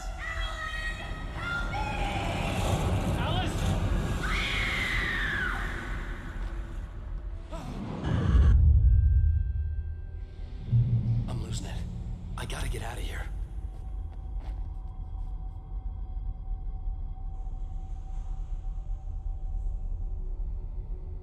This is some of the water that bubbled up from the lake.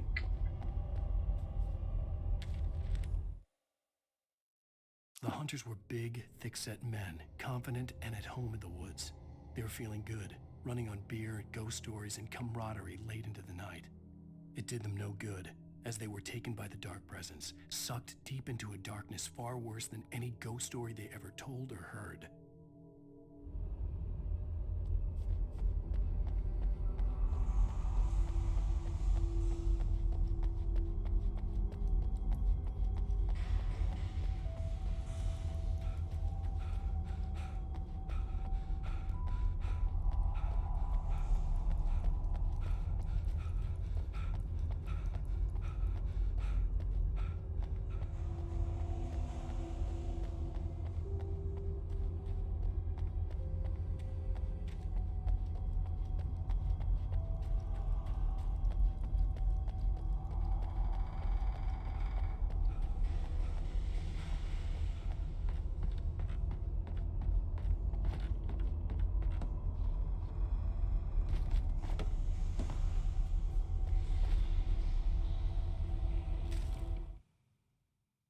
even behind the closed doors and curtains of his grimy room at the Majestic, the local motel.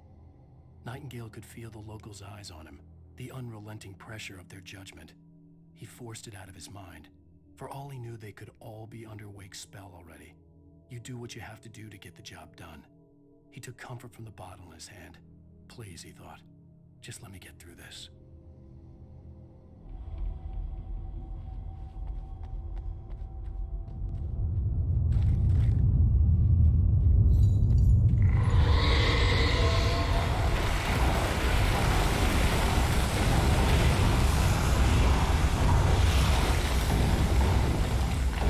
Well,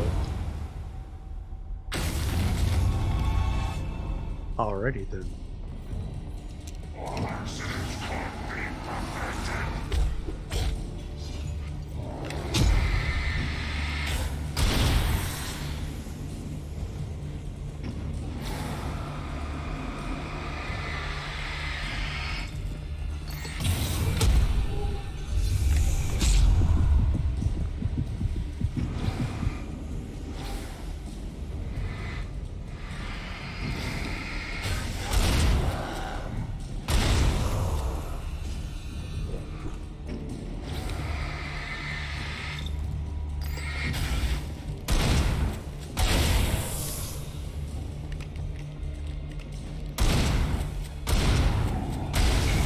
Damn.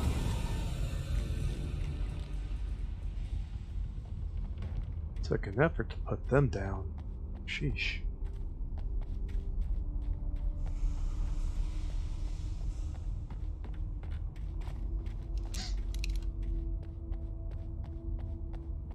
Ooh, coffee.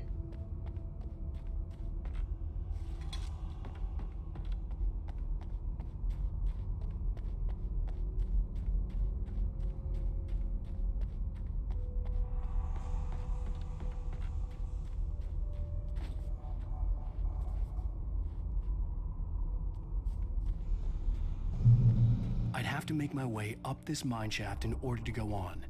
Maybe the machinery could help me with that.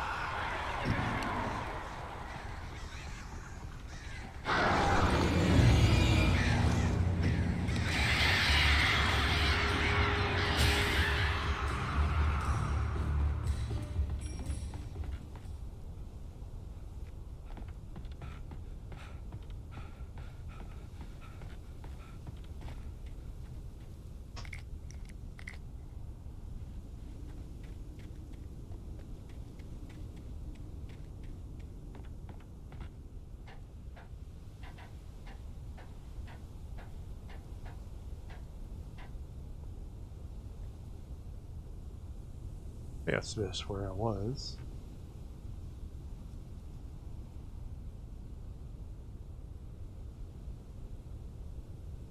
Oh. That's preview. Lightning flashed behind the windows of Cauldron Lake Lodge. Tor Anderson laughed and held the steel hammer above his head. Nurse Sinclair was trying to calm him down without success. Tor grinned madly and shouted, "My hammer's up. Here's a friendly poke from Molnir, wench." He brought the hammer down with all his might on Sinclair's head. "We're on a comeback tour, baby."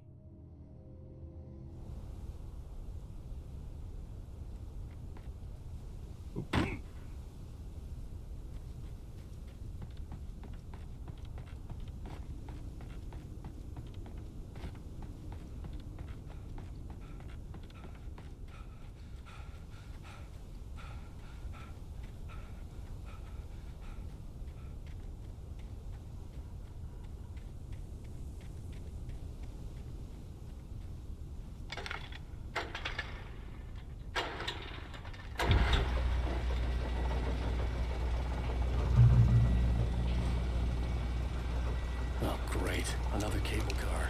Just great.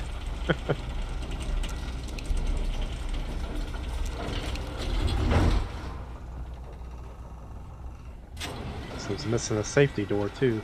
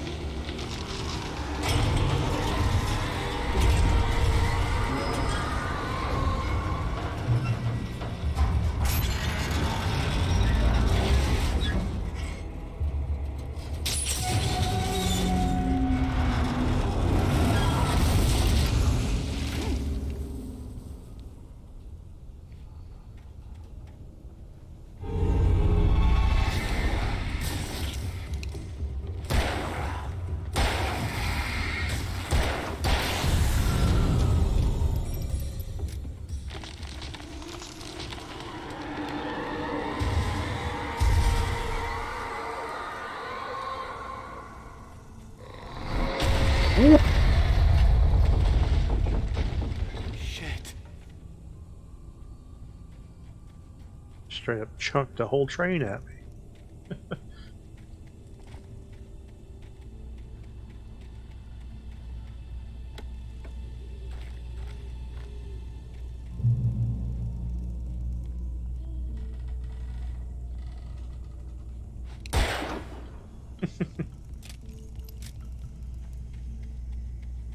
There's no telling how many of those I've missed.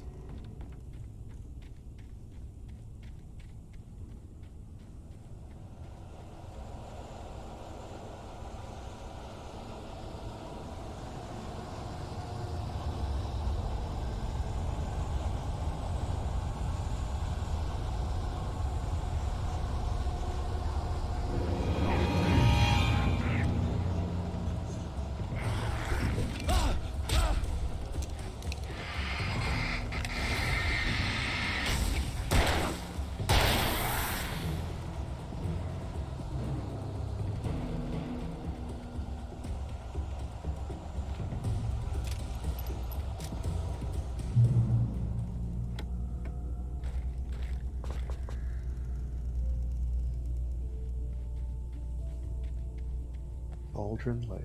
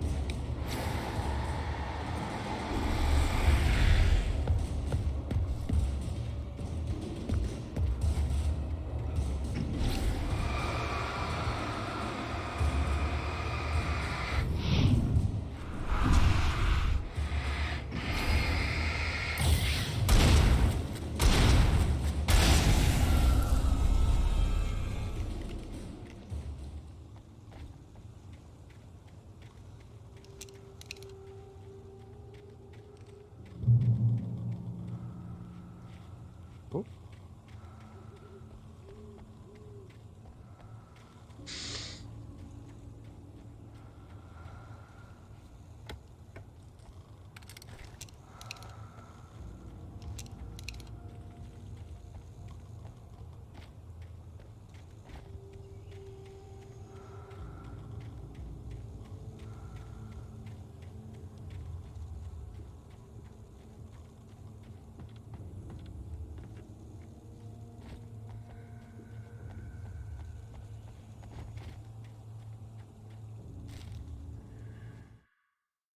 Maud had checked all of Stucky's rental cabins.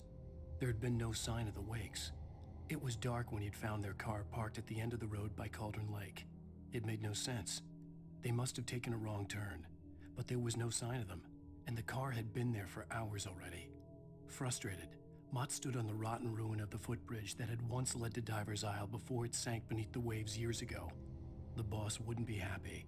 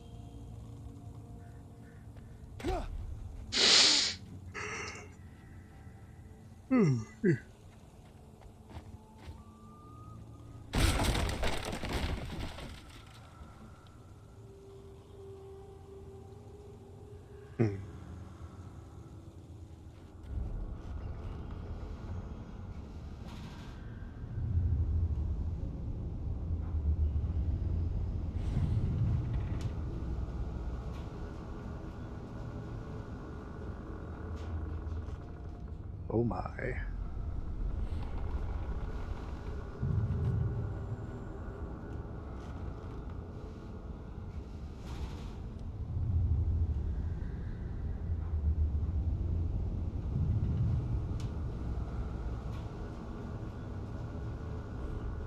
Talk to me on TV. Crazy.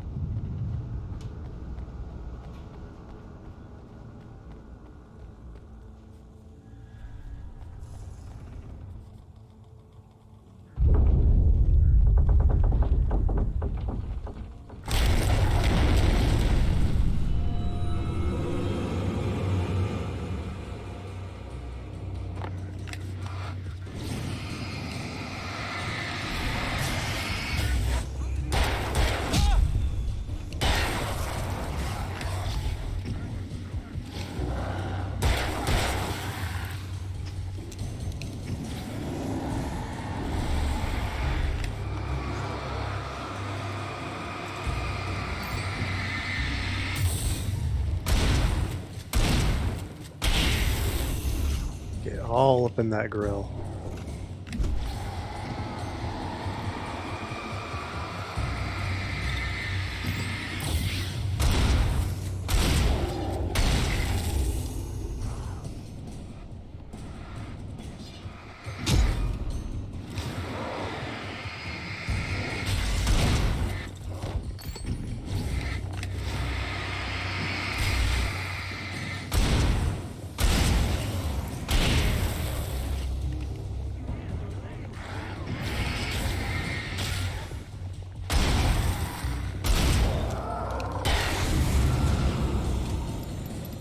Maybe use all my shotgun ammo.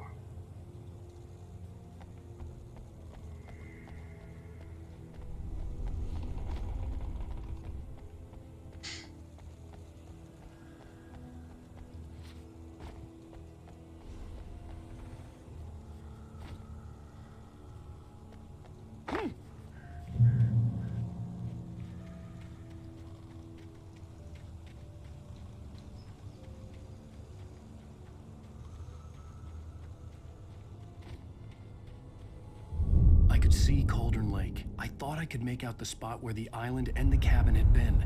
There was a light near it. It had to be a boat.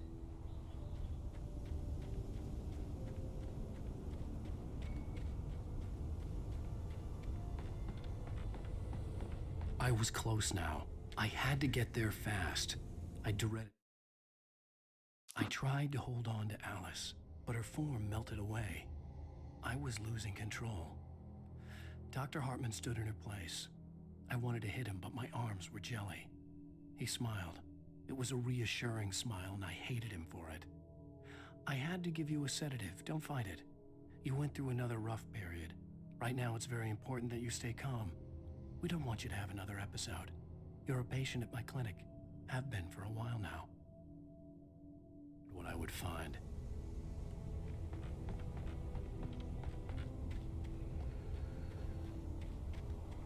Wait! Are you? Wait! Hey, I'm here! I'm coming! No! Get away! Sorry. Please, leave. The boss didn't know who he was messing with. I didn't know. I swear, I didn't know. We don't have his wife. We don't know where she is. She's probably drowned. We just said we had her to make him play ball. You see? To get him writing for...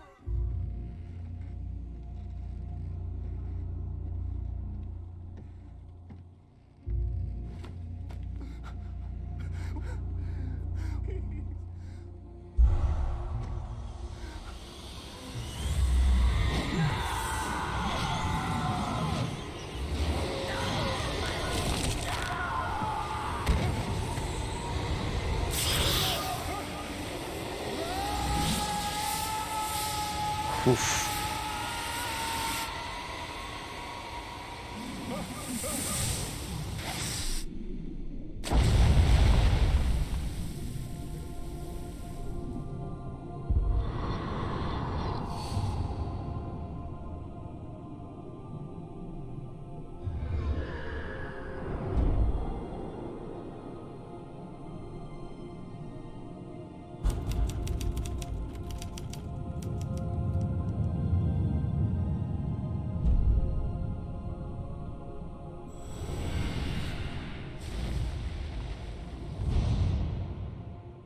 Dun dun dun. Oh, it's my jam. But boom, end of episode 3. And I think we will call it there for the evening. Definitely plan on picking this back up, but that'll be probably tomorrow night. Anyways, hope you guys enjoyed me streaming this for y'all, and I hope you guys have a good night. See ya.